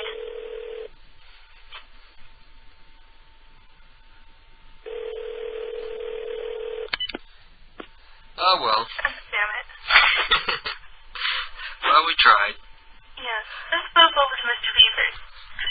You want to try one of Peepers' numbers? Yeah. Okay, it looks like Peepers is blinking again, so he might have new numbers that are just... Oh, new numbers that are just confirmed coming in right now. Okay, you ready? Hello? Yeah? This is Jessica. I live down the street. And, I was wondering, do you have any canned peaches? Are you crazy? It's 12:30 at night. I'm sorry, it's that this is a deadline for school, and we don't have any canned peaches at home. So I was just calling up random people in the neighborhood to see if they have any canned peaches so I can just come over real quick and get some. No, thank you. I don't have any. Don't call again. I'm sorry, though. I just want some canned peaches. Bitch! What an angry bitch. You want to call her back and ask her about, okay, how about apricots? You want to do it? Yeah. I knew you were going to say yes.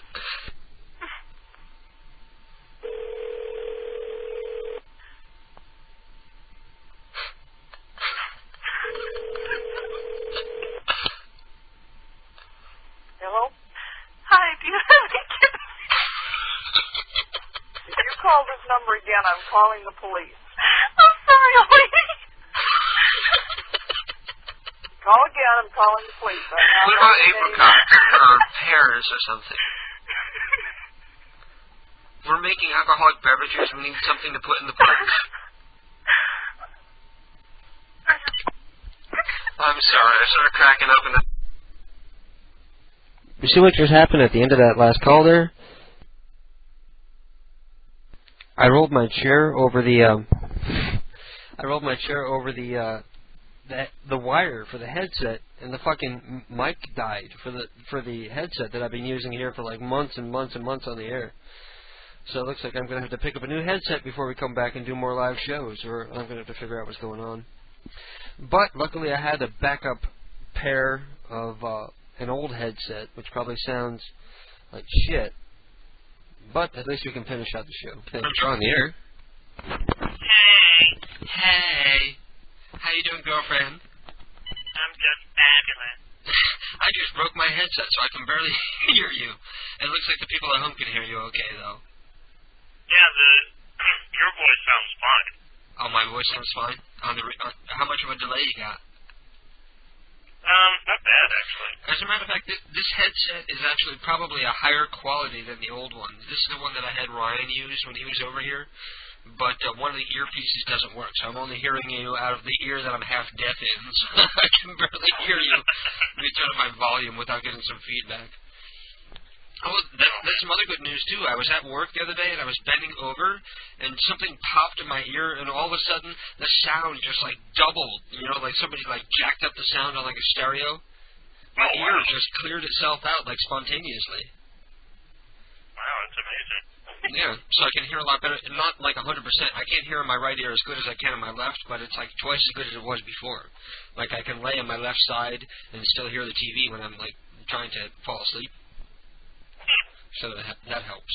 But I'm probably going to have to go see an ear doctor and have him clean out my ear. There's some kind of blockage. I have some kind of semantic blockage. So you didn't have like ear damage at some point? No, I just have malformed eustachian tubes. Every once in a while, just the wax gets built up in there and it gets clogged. So I have to have an operation to have drains put in my ears. I know that's like an operation that like little kids always get, but I have to have an operation to put a drain in my ear. Yeah. Sorry to hear that. It's okay. What are you doing, man? We're having a great show tonight. We had great numbers. We were up in the 90s before. Yeah, we were doing great tonight, which is good because it's going to be the last show for a little while. Last live show. Oh, really? You're going on a hiatus? I'm putting myself on a hiatus, yeah. Okay. And I stress that I'm putting myself on a hiatus because last time I took a break, one of these little douchebags was IMing me saying, you got canceled from PCU. And I was like, Dick, it's my show. I don't get canceled unless I want to be canceled. I'm co-owner of the network. What, did I cancel myself? Well, I was mall ratting tonight. So. Oh, you went to the mall? Yeah, I went to the mall. The monolith of consumerism. Yeah. You ever see Dawn of the Dead? The original Dawn of the Dead? What's that? You ever see Dawn of the Dead where the people are holding up inside the mall and the zombies are drawn to the mall because of the previous lives? I totally take the TVs and stuff. I remember watching it with my friend when I was like 13. Yeah. We thought it was the coolest thing because, you know, the only thing of interest in our neighborhood was the mall. And so we were mall rats. We were like, oh, man, it'd be so cool if we full run of the mall. Same thing around here. Minus the zombies. Yeah. Well, I don't know about that. They may not be biting you and eating flesh, but they sure as hell look like zombies to me. Many of them. What is it with teenage girls, like, dressing up to go to the mall? Well, they know they're going to see boys there. It's a good place to go and meet others your own age. The mall is a good dating spot, actually. I mean, how many people actually got dates out of going to the mall? Probably most kids. I don't know. Because they go and they hang out in the food court and they hang out in the arcade and places that kids hang out. Because they never have a whole lot of money, so they're always hanging out eating 99-cent burgers and playing video games for 50 cents. It's like a remember when video games were a quarter. It's like a fashion show. What's even, like, crazier is, my parents' neighborhood in Chicago, which has become completely Polish now, used to be Italian. Yeah. The women, like, wear high heels and, you know, mini skirts to go freaking grocery shopping. Yeah, totally. It's like you're in the grocery store and, like, these women are, like, all hooch it up, you know. You got to think about modern life. A lot of these people don't really get out outside of going to work. It's like their only place that they go to be like glamorous. It's really sad, but that's just modern life. Those are some nice tomatoes over there, man. Yeah. I wonder what would happen if you just followed a woman around the store just squeezing cantaloupes. Just standing there and squeezing cantaloupes. So you gotta bounce them around to find out if they're any good. Yeah. God. Yeah, it's really entertaining to me. I mean, what do they think is gonna happen? Like, they come into the grocery store and then Fabio appears by the lettuce. But when you go out in public, even though you have a wife, doesn't it make you feel better to know that you look better? Well, I don't want to look like a slob. Yeah. I mean, So you dress up when you go to the mall, too? No, I don't. Well, you don't dress up. I don't dress any differently no matter where I'm going. If I go to a wedding or something, then I'll dress up. But otherwise, I have pretty much the same attire no matter where I go. I finally gotten to the point in my life where I can say fuck what everybody else thinks, and I go out in what I think is comfortable. Whether it's like my camouflage pajama pants, I don't care. Exactly. If people don't like it, they don't look. You know, you don't like what I look like, don't look at me. I don't care. Right, because I mean that's what you're like most of the time. Why put on, well, when people are trying to find somebody, I suppose they're gonna. It's typical animal behavior to flaunt what you have when you're trying to find a mate. Plus, you're referring mostly to teenagers who are looking for acceptance to begin with.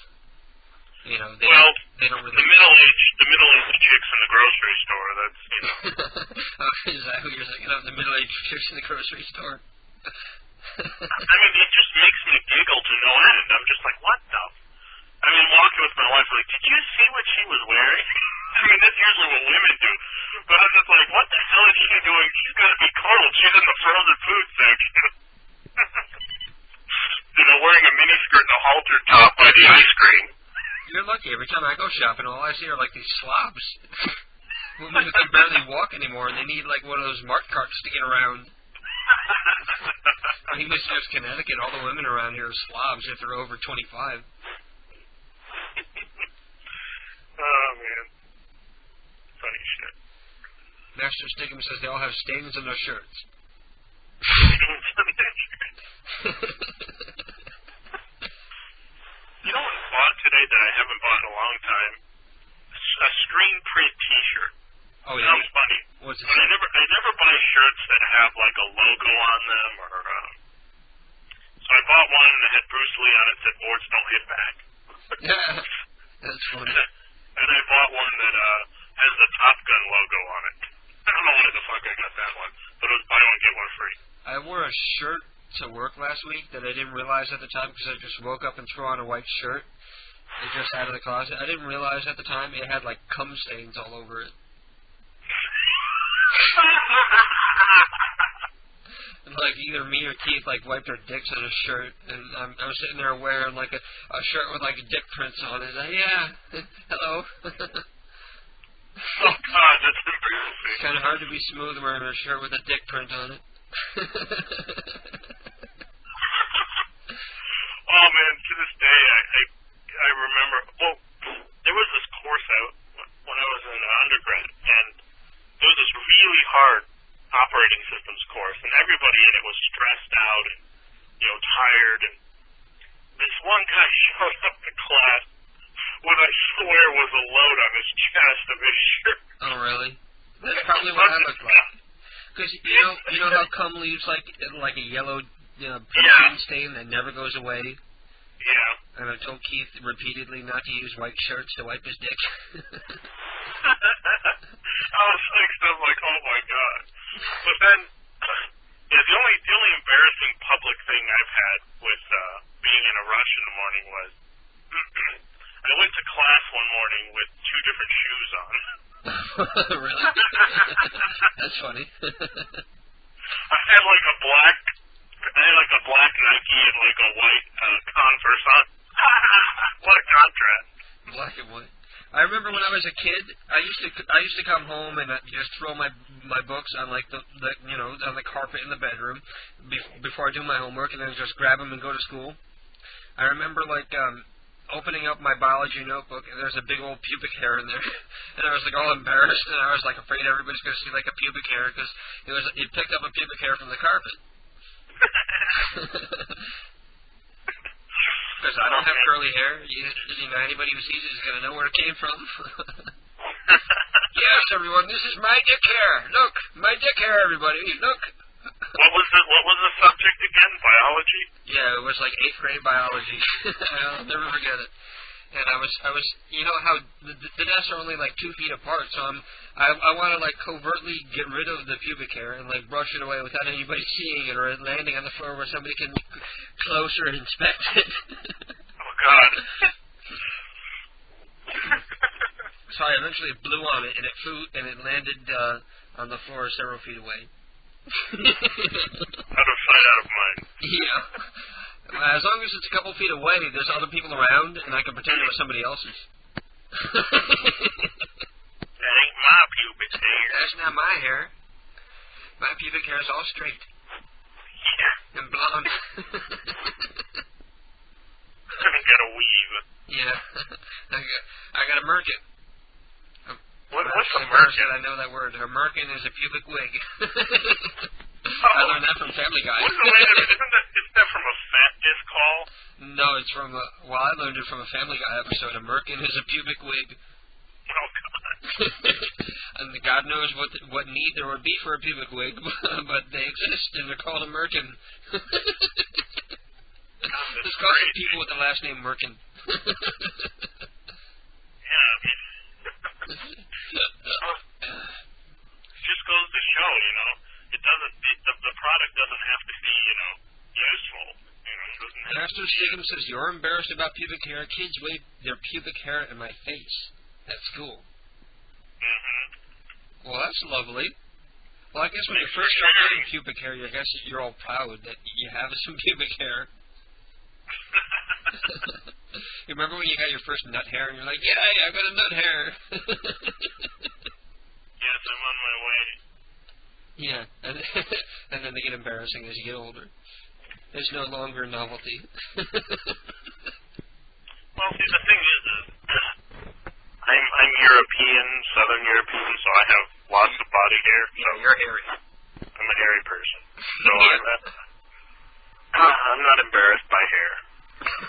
You have a hairy back? Not really. Yeah. I'm hairy. I'm lucky I don't have a hairy back, though. I got a hairy chest, and that's about it. Actually, my arms and legs are kind of hairy, too. Yeah. Actually, I had a really nasty history teacher who used to make fun of my leg hair. In high school, whenever I wear shorts, well, this guy was also, he was way off his rocker. I mean, he would talk about, like, premarital sex and teen pregnancy, like, instead of history, every course period. Oh, really? And he would go, hey, girls, look at those legs. You like that? Huh? Come on, go shave those legs. I feel like I wanted to strangle that fucker. But women are probably turned on by hairy legs because that's like a masculine trait. I never asked a woman if they're turned on by hairy legs, but I would imagine so. Well, my first girlfriend said that she looked at my calf muscles, and that was how she knew that she wanted to date me. Oh, you got muscular legs? Yeah, that's really deep. But when you're muscular legs. When you're 15, you're like, oh, I got muscular legs. She likes me. Ooga, ooga. And then every day for the rest of the school year, you're wearing shorts, even in the middle of the winter. Yeah, right? I'm going to the gym and doing toe raises and stuff, Hemp Loincloth is asking if you have a lot of butt hair. Why, does he want some? Yeah, apparently he needs some. I have hair around the taint, but not really on the butt cheek so much. Just in the taint area. Just where it's supposed to be, I would imagine. I don't know. I don't want to answer that question. You got a Harry Taint? Harry Taint. Somebody find somebody named Harry Taint and we'll call him.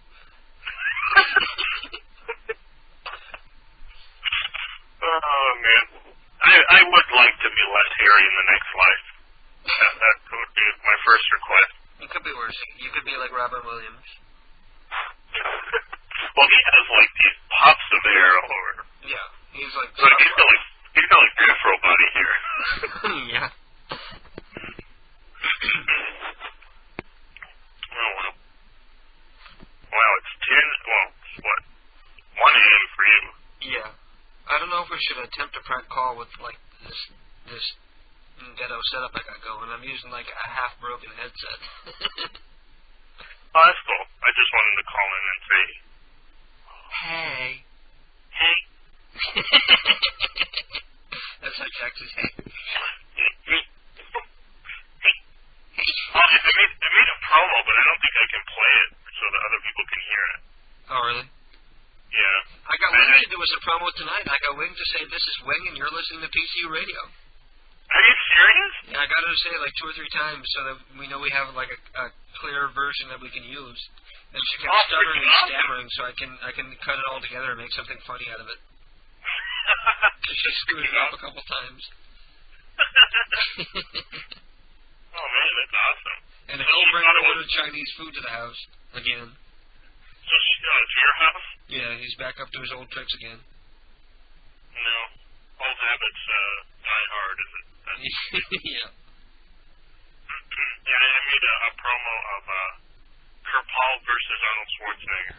Oh, really? So I had the 2 soundboards, and I was made him have a conversation. I want to hear that. Kurt Paul and Arnold. And Arnold. I don't know if maybe I'll try playing it in the microphone. Oh, fuck, that reminds me that Nunu sent me new calls that I forgot to play. Shit, I'm going to have to go play some Nunu calls during Psychobabble tonight. Let me see if this will work. Okay. I shouldn't get any feedback because it's a cell phone mic. So. Oof, I use the cell phone, I still get feedback if I hold it close to the speaker.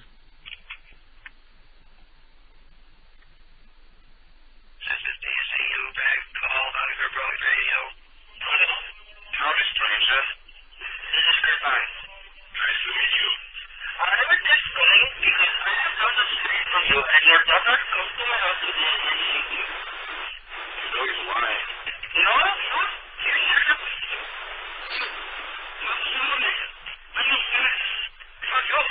I'm going to write the police. I was constantly Detective John Fickle. Were you able to hear it? Huh? Were you able to hear anything? Yeah, your cell phone was getting staticky there, but we heard it.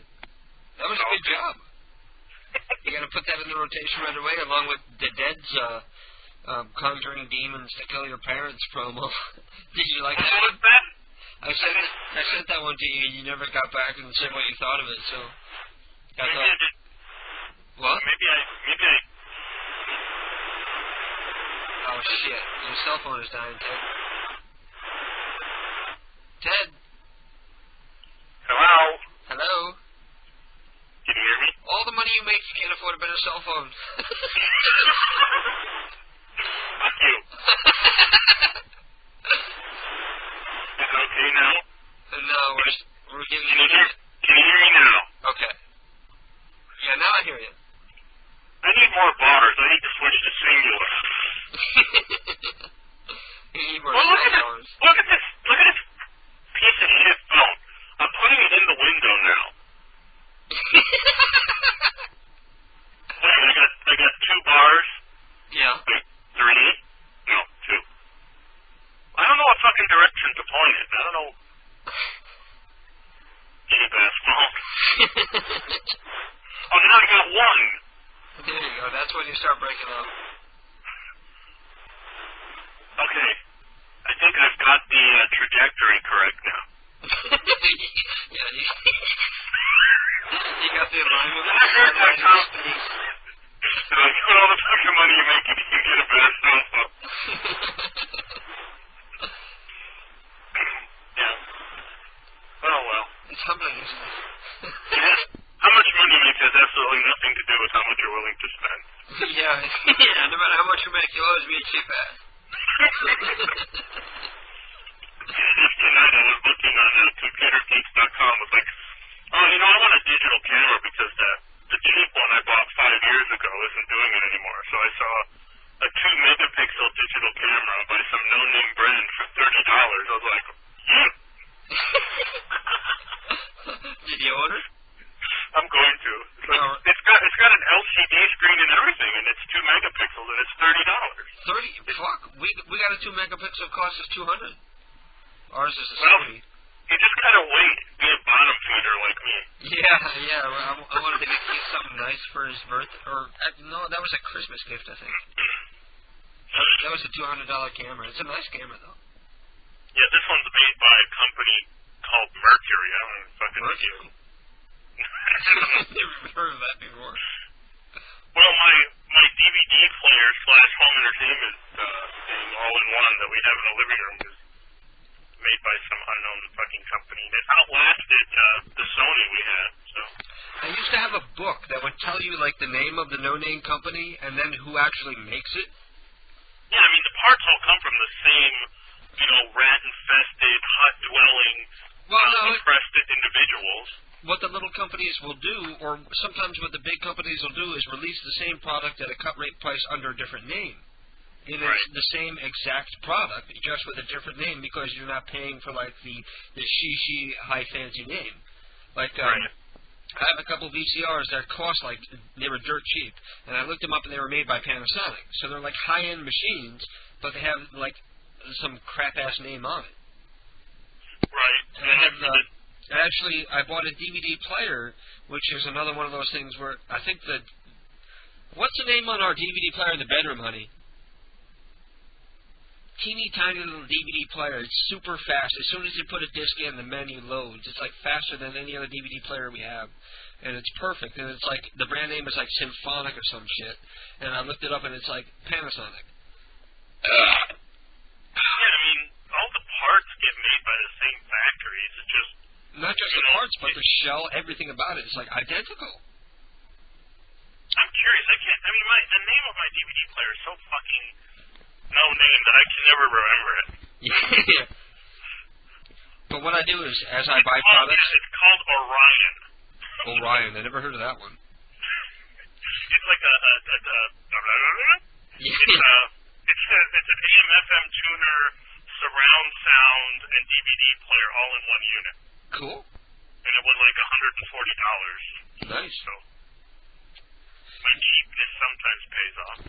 Well, all you got to do is, as you buy products, you can tell whether they're good or not, and then you just, put them into the good column or the bad column. Like, for example, I've owned a couple of Samsung VCRs, and they're shit. Samsung and Sharp, and those are shit. But Gold Star and JVC, even though they invented VHS, they make shit-ass VCRs. But my Gold Star VCR that cost me like $50 kicks ass. It still works perfectly to this day.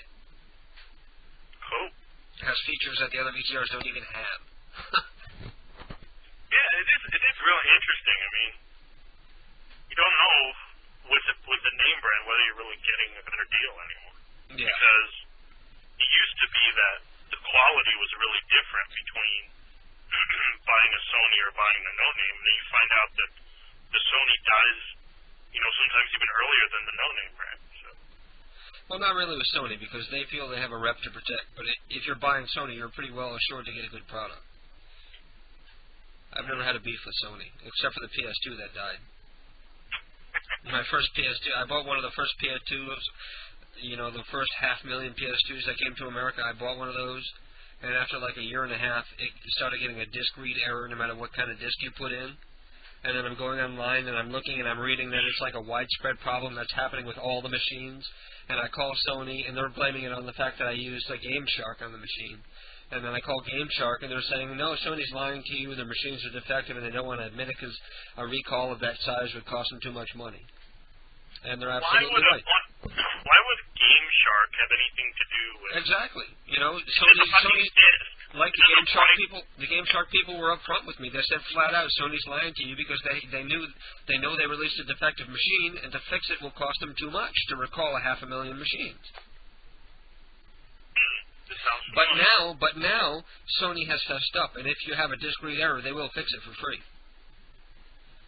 You bring your PS2 to a Sony authorized dealer, and they're not publicizing it well because they don't really want to pay out. But if you have a PS2 that gets a disc read error, you bring it to your local Sony authorized dealer, and they will fix it for free. Well, the dishonesty and evil of corporate America never ceases to amaze me. Yeah. Same thing happened with Microsoft. The original shipment of Microsoft units, the Xbox units to Japan, the lasers were all misaligned, so as you played your games or watched your movies, it would scratch them up, like because they were scraping on the laser itself. So it would work the one time and then never again. So the Japanese actually forced Microsoft to take it off the market. They told them they couldn't sell it until they agreed to repair every one and fix it for future versions. Crazy shit. That's one of the reasons why the Xbox never took off in Japan. They got a bad rep right out of the gate because every unit they sold was defective. Well, I'm thinking about buying a Game Boy Advance or something. I don't know why. Every time I gotta get on a plane, I think... Buy yourself a PSP.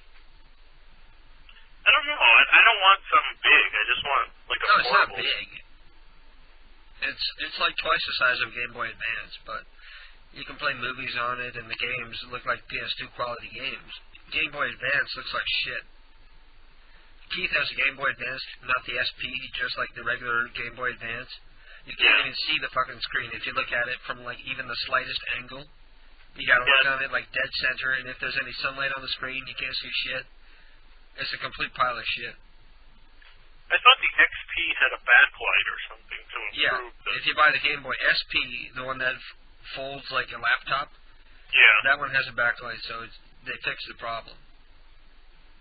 But we got stuck with one of the regular Advances, the piece of shit.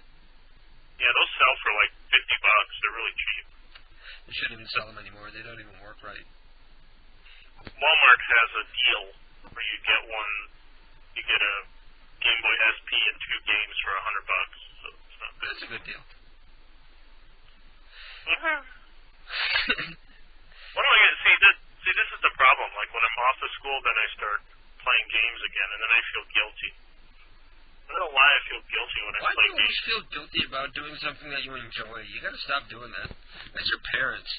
Your parents like so trained you to be successful and to kill yourself to make money that you feel guilty about enjoying yourself doing anything. Yeah, that's about the sum of it. Yeah. And 5 years of therapy later, all I can do is recognize it. Really? You've been in therapy for 5 years? Well, I went crazy. What was it? I went crazy about 6-7 years ago. Define going crazy. Okay. How much do I want to share? I'll give you a heads up. There's 73 people listening. Okay. Well, man. See, it might be helpful to share it because, some people may have insight into how someone can become mentally ill and then recover. Yeah. But see, it wasn't like I was down like my dog died or something like that. Not like some people say, I'm depressed. Yeah. I had developed serious OCD, what they call negative images. It was during a time of extremely high stress in college. I was working and taking the full load, and I was just not sleeping, and so what they say is like, some people... Mouse! Pardon me, I gotta stop the cat from clawing up the new couch. You got a new couch? One of the neighbors was getting rid of one, so we got a new. A new old couch? No, it's like a new couch. It's got like a fold-out bed and shit. It's nice. Oh. That's why I don't want to destroy it. My brother calls those flippin' fucks. Yeah, basically.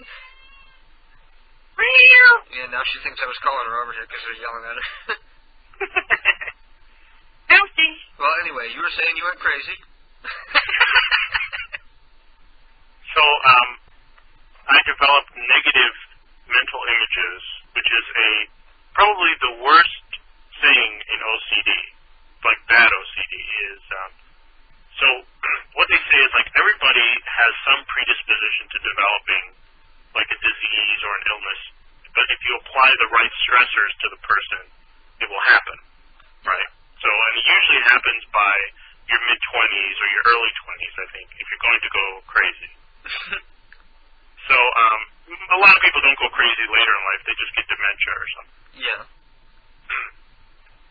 So, basically, I got OCD, like bad OCD, you get unwanted thoughts, and you get unwanted mental images. So, like, you could be standing next to someone you really care about, and you'll get a mental image of stabbing them. Or you'll get a mental image of doing something embarrassing to them. Or you'll have thoughts like you'll be at a table surrounded with people, and you have thoughts of like, you know, I want all these people to die. You know, like thoughts that you don't want. And so having those thoughts, I fell into a really deep depression where, I mean, I couldn't share what was going on with anybody because, I mean, that's a point at which everyone's going to alienate you and think you're freaking nuts. Yeah. Right? If you say, I just had a thought of, you know, stabbing you and throwing you down the stairs. You know, people are going to be like, get away from me, you fucking crazy man. No, it's not. So I eventually, you know, got so damn depressed because of it that I was going to kill myself. I had a plan, you know, that I was going to kill myself. Yeah. And how were you planning to do it? It was actually quite simple. I was going to drive the car off of a very, very high, bridge. Yeah. So there was a bridge that didn't have any stops on the side that could stop a car. So, and the drop was several, you know, so I think it was about you had already picked out the bridge and stuff. Yeah. So I would have definitely died. Yeah. So, but the night before I was going to do it, I was sitting, this is when I knew Karen at the time I was dating. Right? And so we were in a subway, and I kind of told her, I said, you know, she knew something was going on. Right? And so I told her, you know, that I was going to kill myself, but that being there with her, I felt, you know, I didn't want my life to end because of her and my relationship. Like, I wanted to go get help. Yeah. So, you know, I had to fess up and explain, you know, like, everything that was going on, and I had a really rough time, like, going to therapy for several years trying to work out, you know, why did I have such a strong fixation on these thoughts, you know, because I thought that by having the thoughts, I owned them and they made me evil. You know, like I was a bad person for having those thoughts. And eventually I learned about the illness and I learned about, you know, how those things happen. The interesting thing is no psychologist has an answer for you as to why people get unwanted thoughts. But what they can do for you is teach you not to own them. You know, like the fact that they scare you is actually the comfort. Yeah. Right? The fact that the idea of hurting somebody scares you tells you that you're not crazy. Yeah. If you had thought about killing somebody and it pleased you, then you should be scared. But usually at that point you're too freaking gone that you wouldn't help. Right? You would just be crazy and be the next, you know, cover story on some paper. Yeah. So, but here I am 6 years later and have learned to get over. I still take low doses of medicine for depression, but I don't. I was incapacitated for about a year and a half almost. Like, really? I could only do. I had to go through these kind of therapy things where I would do something. If anybody has OCD, the book I really recommend is called Brain Lock. And that book basically saved my life. It was teaching me to do things for 15 minutes at a time. Because the problem is anytime I would do something, I'd get a bad thought and become paralyzed. Like, oh my God, I'm an evil person, go lie down and be depressed. Yeah, you know? Because you're trying to stop your thoughts. Because Right. You're scared by them. So, what the book taught me to do was to no matter what, try and do a task, be it play a game, read for 15 minutes straight, and do not allow, no matter what, like on a stopwatch, for your activity to be interrupted, even if you have the most outlandish, horrible thought enter your mind, you know? Yeah. And so I built up from like 15 minutes to 30 minutes, from 30 minutes to 40 minutes, to the point where I started going outside again. This part where I started, driving and doing all those things again, and eventually I got to the point where if those thoughts come, they're so quiet and have no power anymore. They're just like, yeah, I know what that is, forget it. What was I doing again? That kind of thing.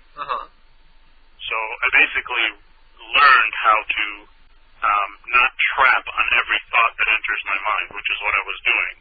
Like every thought that came through my mind went through a very tight filter, like a tight moral filter, So what the shrink is working with me on now is guilt. Guilt. He thinks that it's related somehow. Like my extreme sense of guilt was probably the reason why I became catatomically depressed at having one horrific thought. But what did you have to feel guilty about, really? Well, the problem was that I thought that by having the thought that meant that I wanted to do that thing, and that somehow made me bad. Yeah. Right? So that, so I saw myself as not being fit to have my friends anymore, things like that. Like I had now become, afraid to be around people because you're afraid you might be overwhelmed and succumb to hurting them. Right. Like, there's a behavior called testing.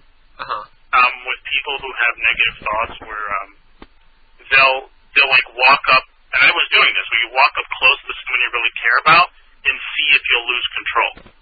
Right? So you're testing, am I crazy? Am I crazy? Do I have control over my own actions?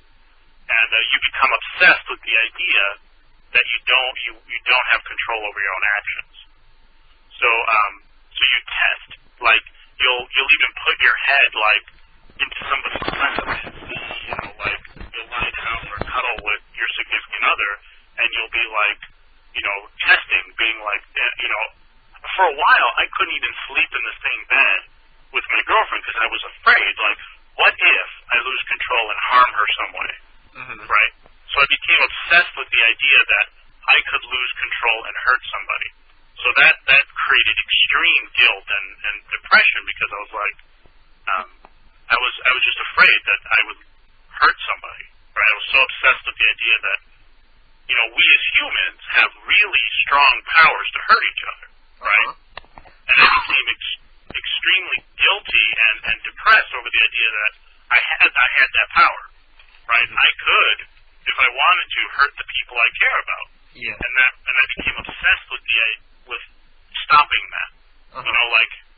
Anything I could, so by clamping down on my thoughts and monitoring every thought in my mind, I thought, what can I do to prevent a disaster?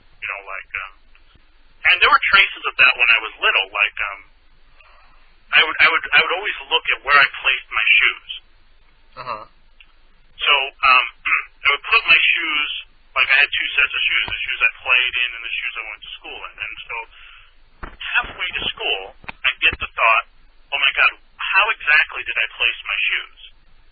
If I put my shoes too far forward, my mom might trip on them, fall down the stairs, and die. Yeah. And I can't have that, so I would actually run back home and check on the shoes and make sure they weren't in a way that would hurt my mom. Yeah.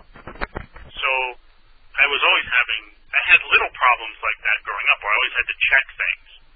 I would have to run back home from wherever I was and make sure that I hadn't done anything that might hurt somebody.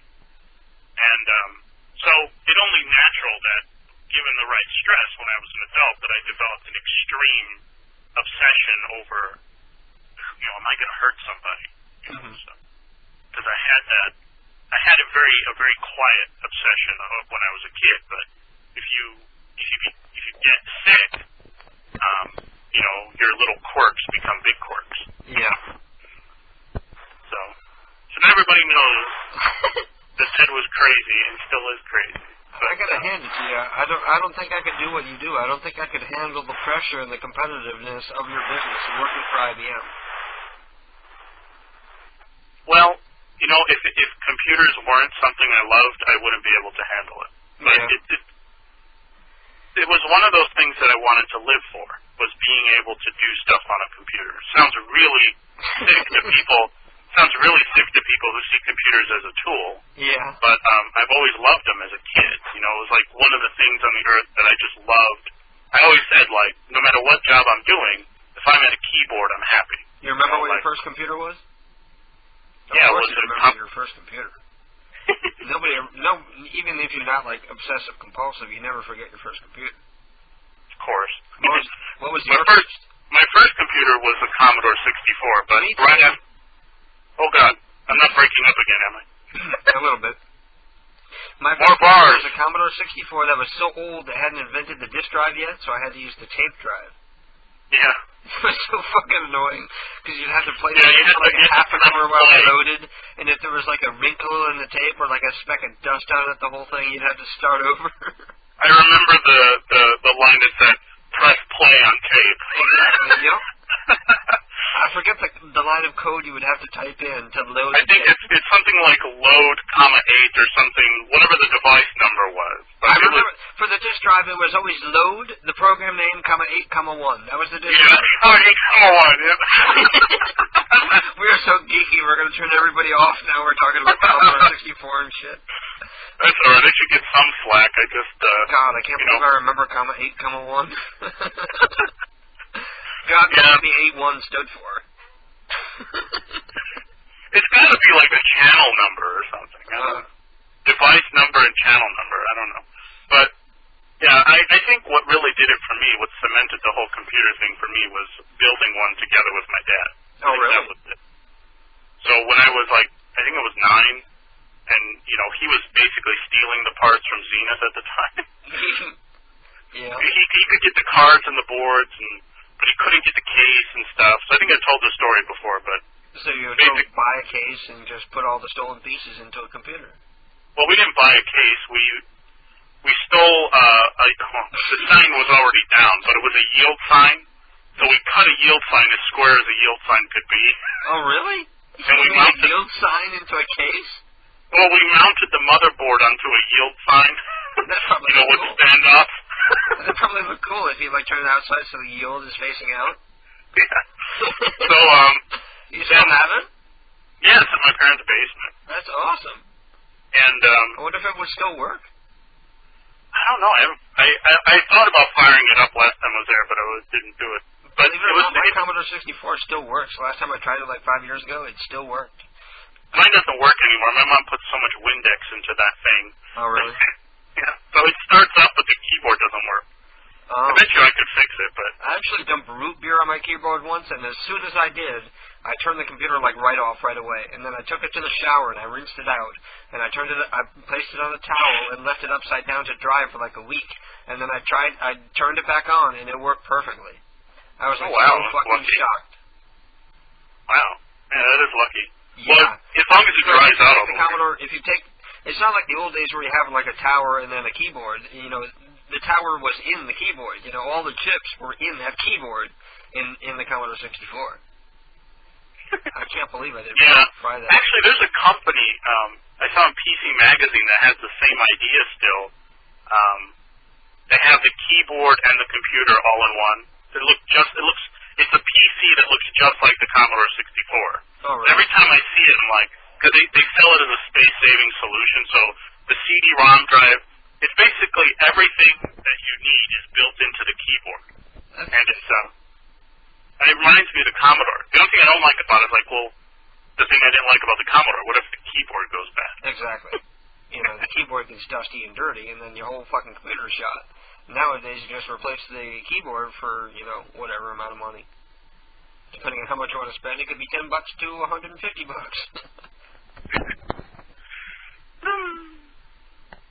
Oh, well. Oh, yeah, so yeah, my dad could only get the parts, so the monitor case was made out of balsa wood, or no, it wasn't balsa. It was some kind of monitor easy case? To work with. Yeah, the box that the monitor parts went into, like the tube and the controls. You mean he stole like a cathode tube and shit like that? Yeah, he stole the cathode tube and the circuits and the control board. So we built the monitor by lining essentially what was a wooden box with tinfoil. And cut up. What? Now we know where to get your brains from. Your dad sounds like a brilliant man to be able to build his own monitor. Well, he designed, well, you know I don't know, this is a long time ago, but older TVs, there was a button that would try and correct the color.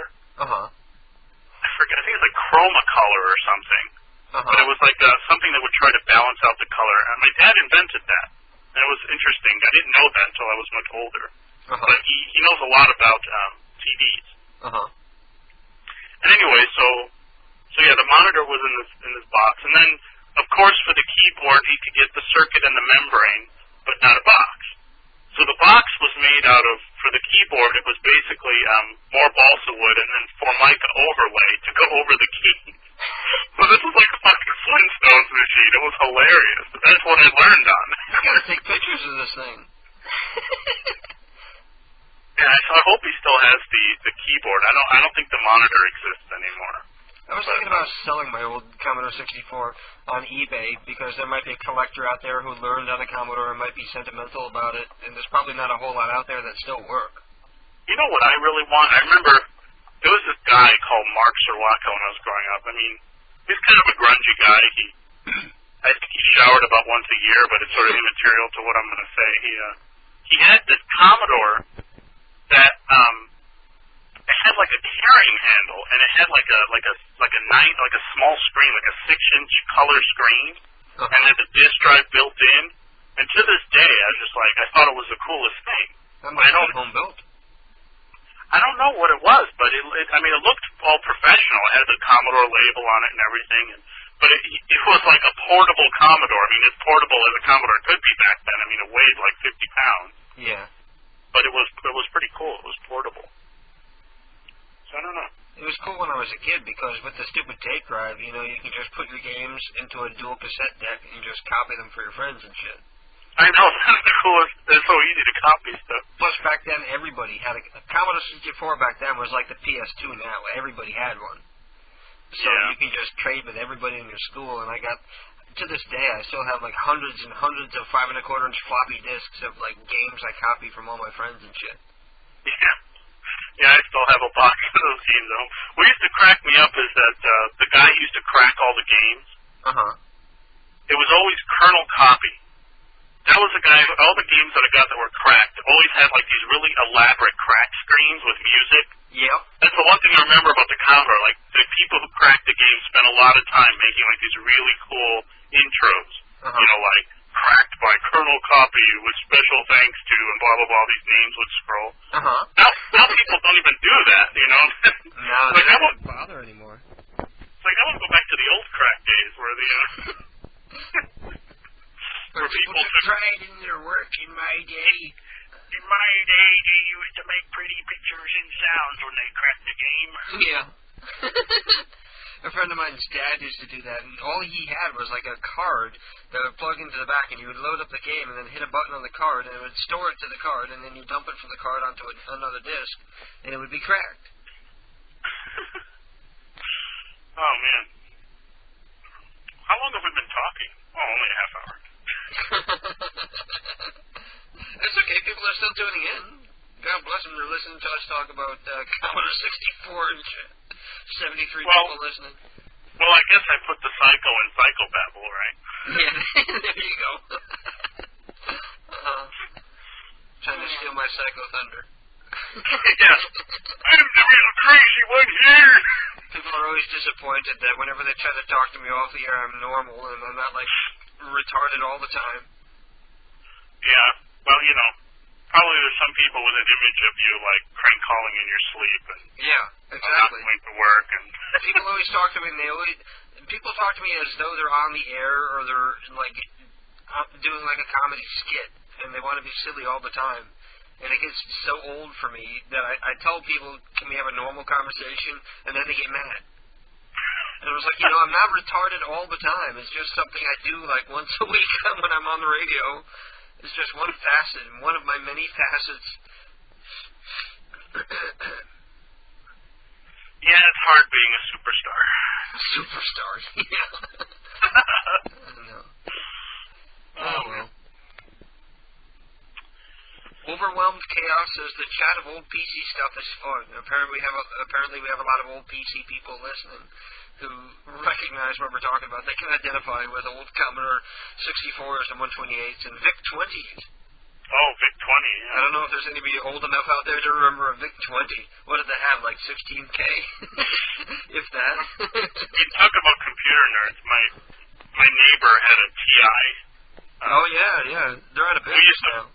We used to make fun of, kids used to, make fun of each other if they had a TI. Like, I got a Commodore, your TI dead. Yeah, when we were kids, we used to make fun of IBM people, because the only people who had IBMs were kids whose parents worked for IBM. Because none of the games came out for IBM, and the monitor was still in, at that time, they weren't even in color, they were still in, you could get green or green, and I think they had CGA. They had 4 colors. Yeah, but the Commodore had 16 or 32 colors or something. Yeah. So we thought we were hot shit. Oh yeah, and the Commodore had pretty kick-ass sound for that day and age. I mean, yeah, it did.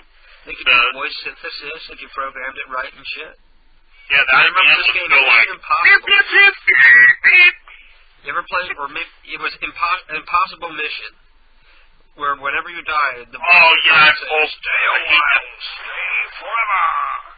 I hate that fucking game. I used to get so mad at that game. Impossible Mission, you remember? Yeah, I remember that game. I hated that. Every time I heard that sound, I'm like, fuck you!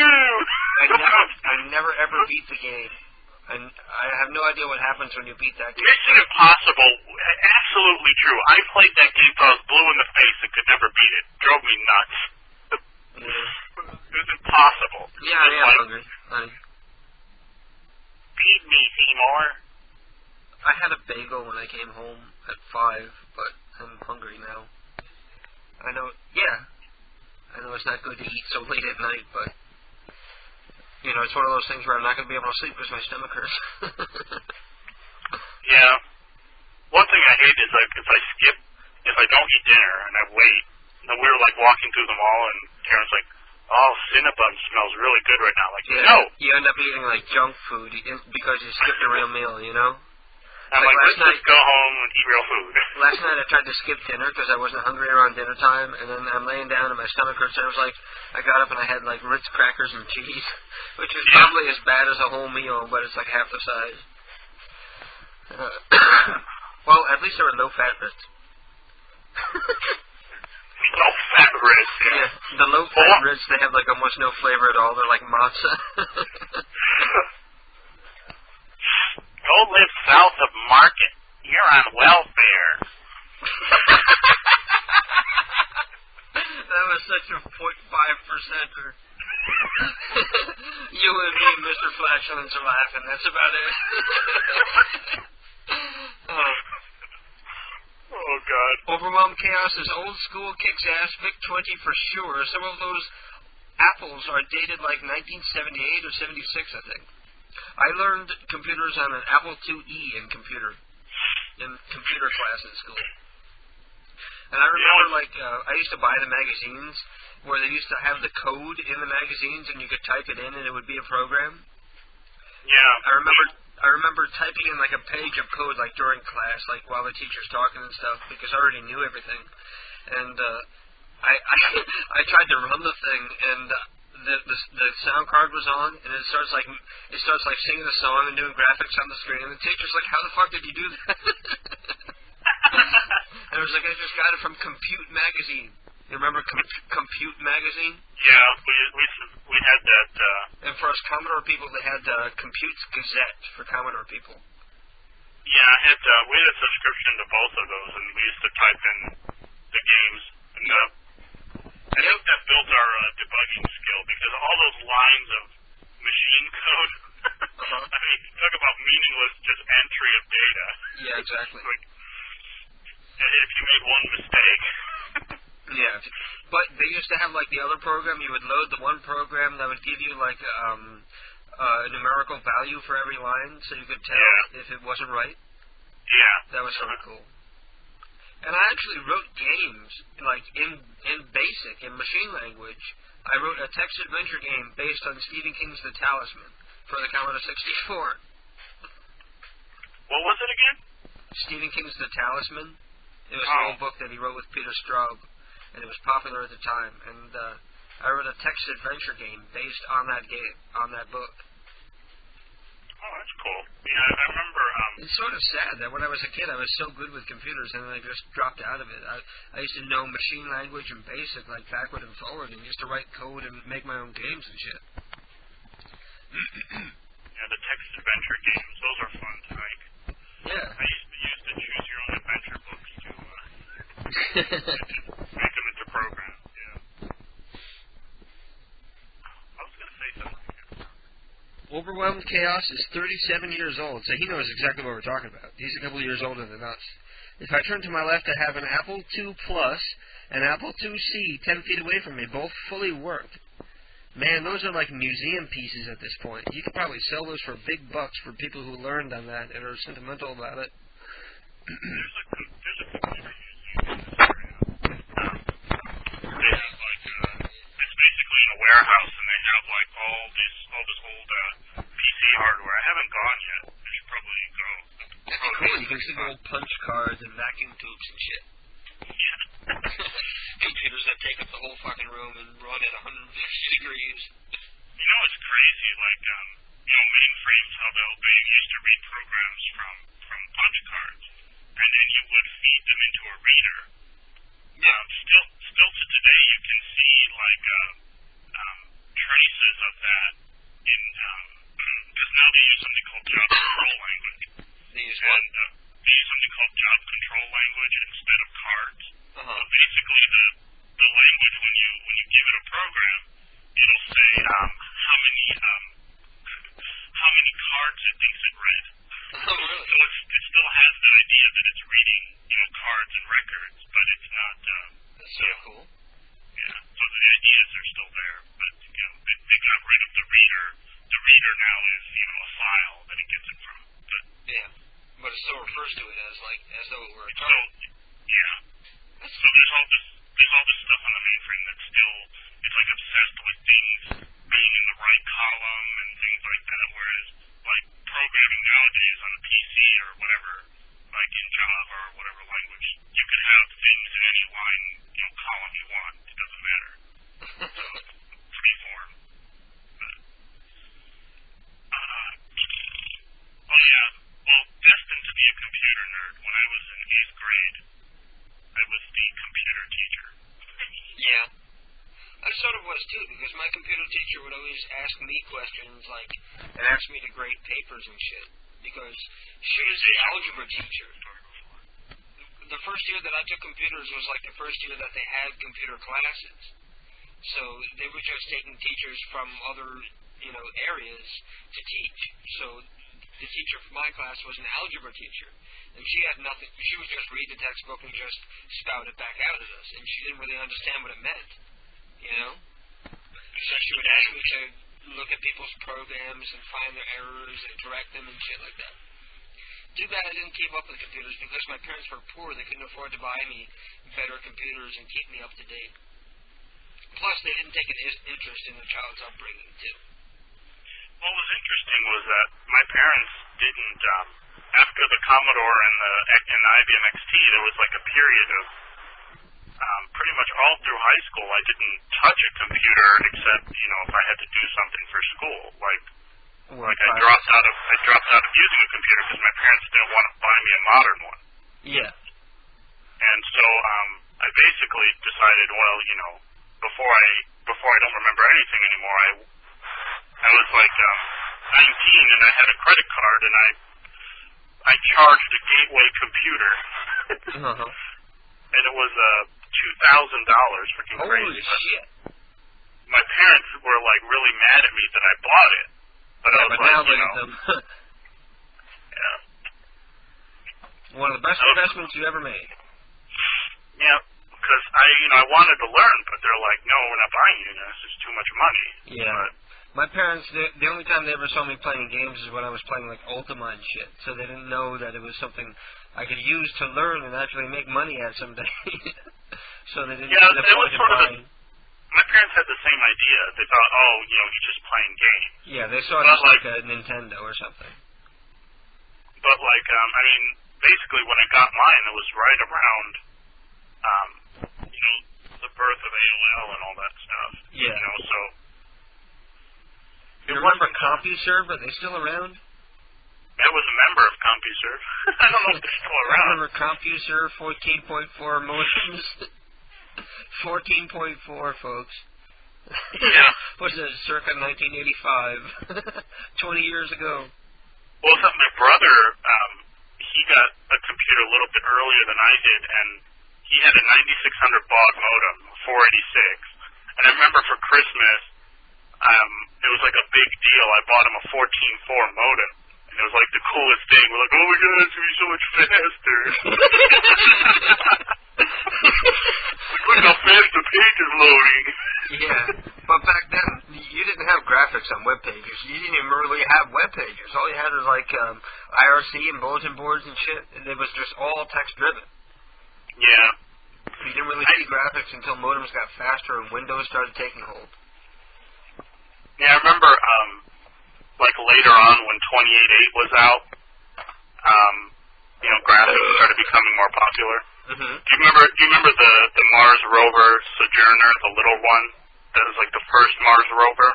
No. It was like, they had a web page where they would post all the graphics. And, really? To me, back then?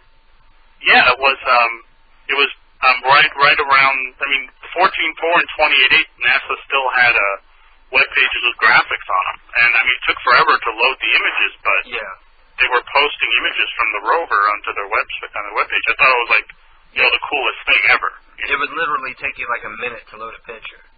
Yeah. Or more. So, what I think is really, really pathetic? What? When I had my IBM XT with a 4-color monitor, I found a disc that someone at my dad's work had given him that had 4-color porn graphics on it. You're all turned on by 4-color porn. Isn't that pathetic? Like, oh, I think I can make a debate. I used to have strip poker for Commodore 64, and I used to get off on that because, the girl would be sitting there, and she would take off pieces as you beat her in the poker. Because I guess each article of clothes would be worth like $100 or $200, and as you beat her, she'd have to auction off her clothes for more money until eventually she was naked. And then it sang the song. I remember the song. It used to go... It sounded like a digitized version of the Monty Python theme, the Flying Circus theme. It's pretty good. Yeah, but the I used to spank to that because it was all pixelated and tiny and didn't even really look like a real woman. But when you're 13, 14, that's tittillating. I think it was like 4-color pictures of Bo Derek. I think that's what it was. Is she like raggedy and old now? I don't know. Yeah, she's she's been in hiding forever, so she probably looks like Phyllis Diller at this point. She's curled up in the corner, hissing at the door. Yeah, throwing cats at people who wander by. You ever see the crazy cat lady who throws cats at people on The Simpsons? No. I always think of Monty Python. I always think of the Holy Grail, that old lady who's whipping the cat against the wall. He's like, old crow! Bring out your dead. Is that scene? Mm-hmm. Oh, well. Well, it was good talking to you, and talking about something aside from prank calls for once. Hello. Well, I heard something you were retiring the Jill voice or something. What happened? I heard someone say, heard you talking about retiring the Jill voice. I did a Jill call tonight. It really tore my throat up pretty good. I'm better now, but before I was dying. Oh, wow. I can't retire that Jill voice because it's just too much. We're going to send Jill to the old prank caller heaven. I can't do that though. It's about almost had lung cancer. She's been dying of lung cancer for like 10 years. I know. And she's always 87. She's always dying of throat and lung cancer. Depending on what call you hear, it's throat cancer or lung cancer. They removed part of my lung. Yeah. See, the problem is that that's what everybody always wants. It's like that's my lot in life. I'm forced to do a character that kills me to do forever. Well, at least it's one of those things that only I can do, because I've heard so many other people try to do it and never even get close. Yeah, it is a special talent of yours. Yeah. And that's why I cough like this. It's one of your God-given gifts, Shunny. Yeah. God gave me Jill so I can make people laugh. or you could spread the good news or the bad news about smoking. Overwhelm? Someday if we're famous, somebody's going to hire Jill to be like the spokesperson for anti-smoking ads. Hey, if any listeners are into old DOS PC games, this site is great. www.the-underdogs.org. So if you're into old DOS games, go to the-underdogs.org, and I guess you can download some old freeware and public domain games. All that old shit is public domain at this point. And Ellie says, "Hey, hi Ted, I'm going to get that book for my daughter. It's called Brain Lock," you said, right? Yeah, Brain Lock. Do you remember who wrote it? I still have the book. Prankmaster keeps asking me, am I off the phone now? No. Well, Prankmaster, I'm not going to take your call if you want to call, so chill. He's getting obsessive compulsive. He needs to see a therapist about that. Yeah. He just won't let me talk to him about it. Green card. Like the prepubescent, what's his name? Oh, fuck, how could that name escape me? The guy from Office Space. Oh, Milton. Yeah, he's like a prepubescent Milton at this point. So if anybody wants to go download some free old DOS games, the-underdogs.org. I know you're going to go check it out. I'm going to go check it out later, too. Try to find old my games. What the fuck is wrong with Prankmaster, man? It just, keeps... Stigum is dead off the phone yet. Are you off the phone yet? Oh, you need the link for the book. Oh, that's awesome. Yeah. So if people want to go buy the book, and they're already in the chat room, they can go click on that link and go buy the book. Yeah, go get Uncrazy. And go get Uncrazy. Uncrazy, the book. Soon to be a major motion picture. And no, I won't bite your head off. There was some cookie. Oh God, it was a greeting card, and it was like an apology card. Yeah. And it was like a gingerbread man. And so the gingerbread man's in one piece on the front, and you open it up, and its head is gone. It says, "Sorry, I bit your head off." Oh, that's cute. Yeah, that was nice. You're being facetious. What did you say, feces? What did you say about feces? See, that's crazy. I remember that and I can't remember which call, but so it said you're being facetious, and then Jill's like, "We were talking about feces." I remember that call because that's the one that everybody always tells me is like one of their favorites. That's Slippery Nuggets. Slippery Nuggets. Everybody loves Jill going off on the Walmart. Because everybody has a secret hatred to Walmart because of their size. Yeah, everyone hates it when you're big. I love Walmart. I lived at Walmart when I was in school. I mean, I bought my computer at Walmart. Where else can you get a 78-cent loaf of bread? Yeah, really. Where else are you going to buy a computer of the kind of speed and caliber I got at the time for like $700? Mm-hmm.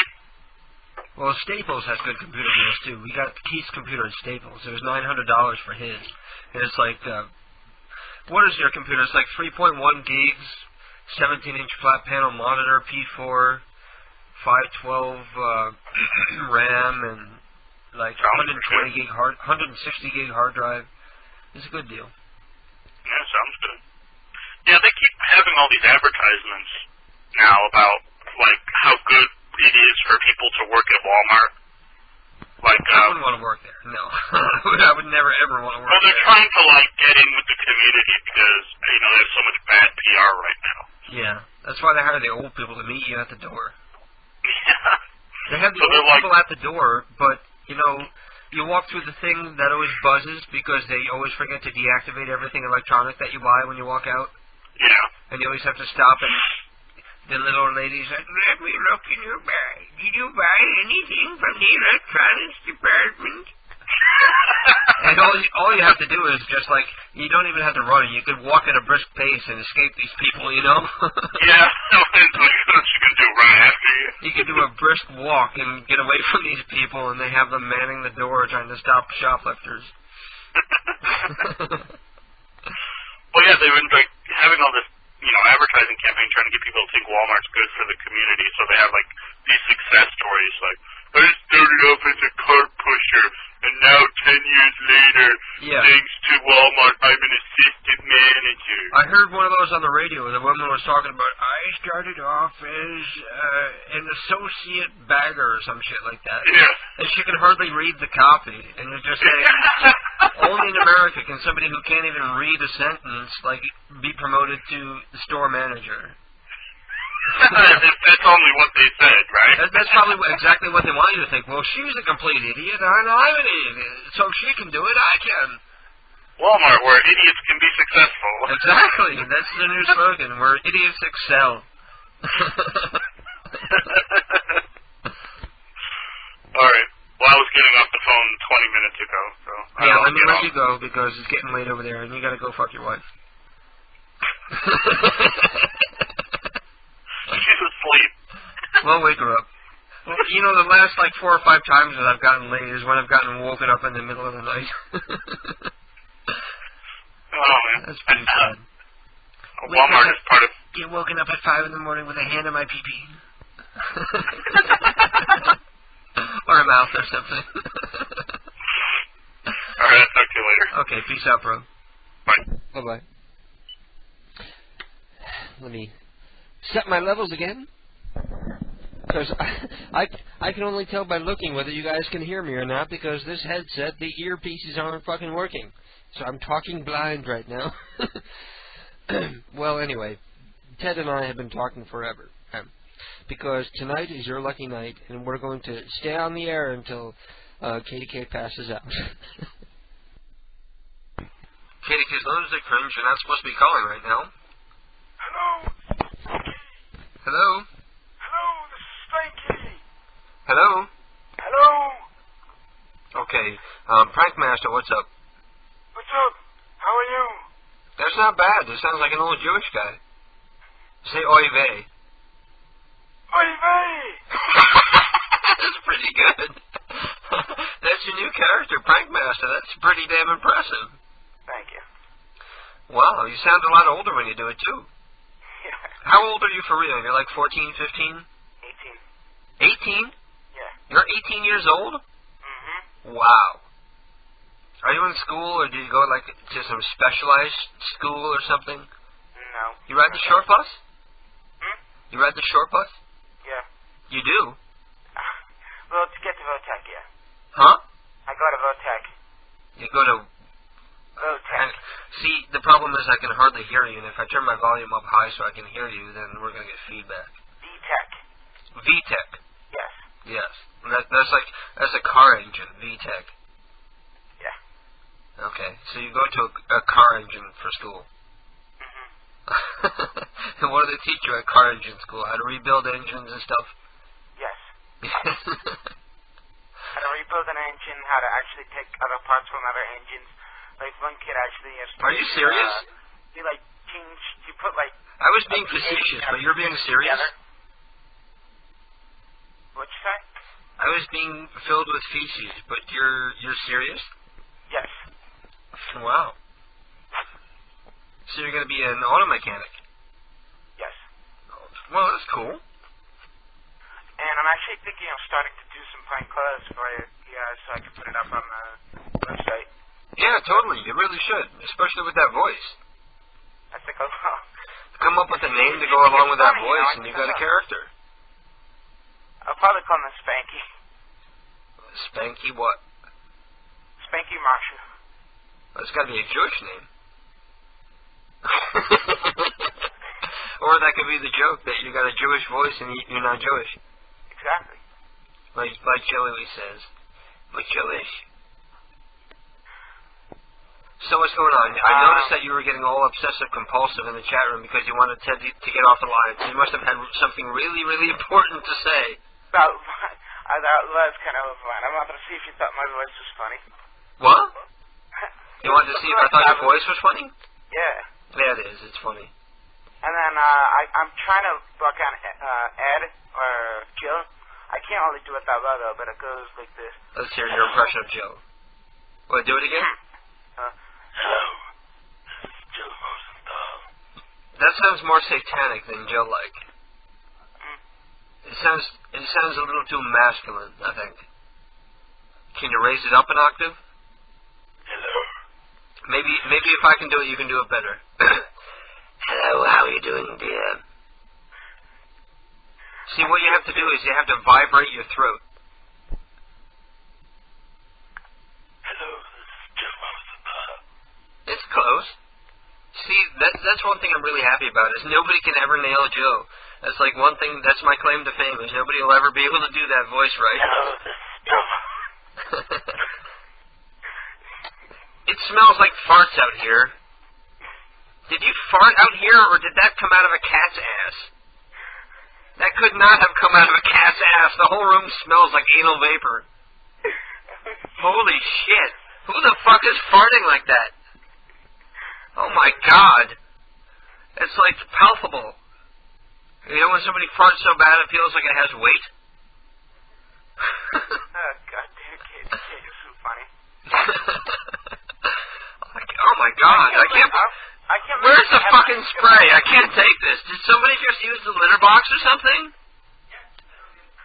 Oh my god. How could that come out of a cat? It stunk up the whole house. From 2 rooms away, it stunk up. You smell it? Before you spray, smell. Oh my god, I'm trying to eat here and all I smell is like the inside of a cat's ass. Now you smell it. It just hit you.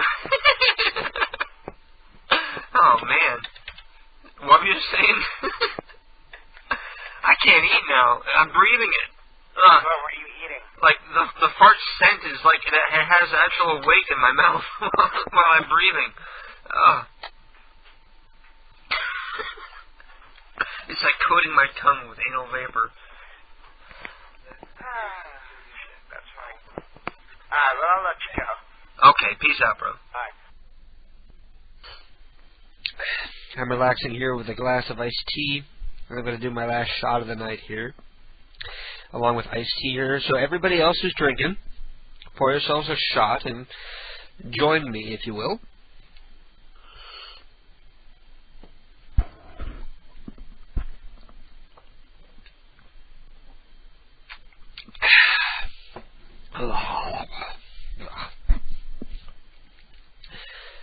It's been a very eventful show. We've done a lot of funny prank calls. We've had a lot of interesting conversation. I've broken a headset. Which reminds me, everybody go to kdkprankcalls.com and click on that goddamn Google banner so we can earn some money and I'll buy myself some new headsets because the one I'm using now isn't going to work. Only one earpiece works and it only works in my deaf ear. Well, 50% deaf ear now. It was about 90% deaf the other day until it cleared itself out. And you know what? I think I'm going to do another shot. You know what? Honey, why don't you come here and do a shot with me? It'll help you fall asleep. You sure?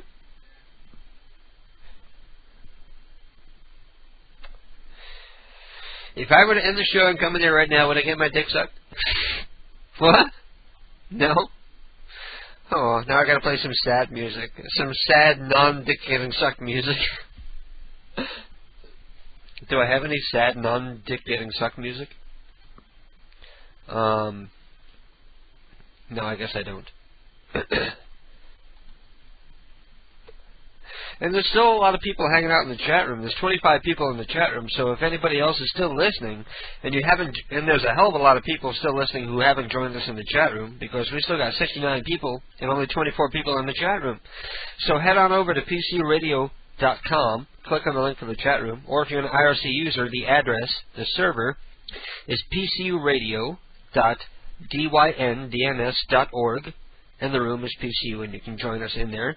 But be careful, because Neo is already pissed off, and she's banning like a motherfucker. She's booting everybody left and right. Oh, not anymore. I think she's calmed down a little.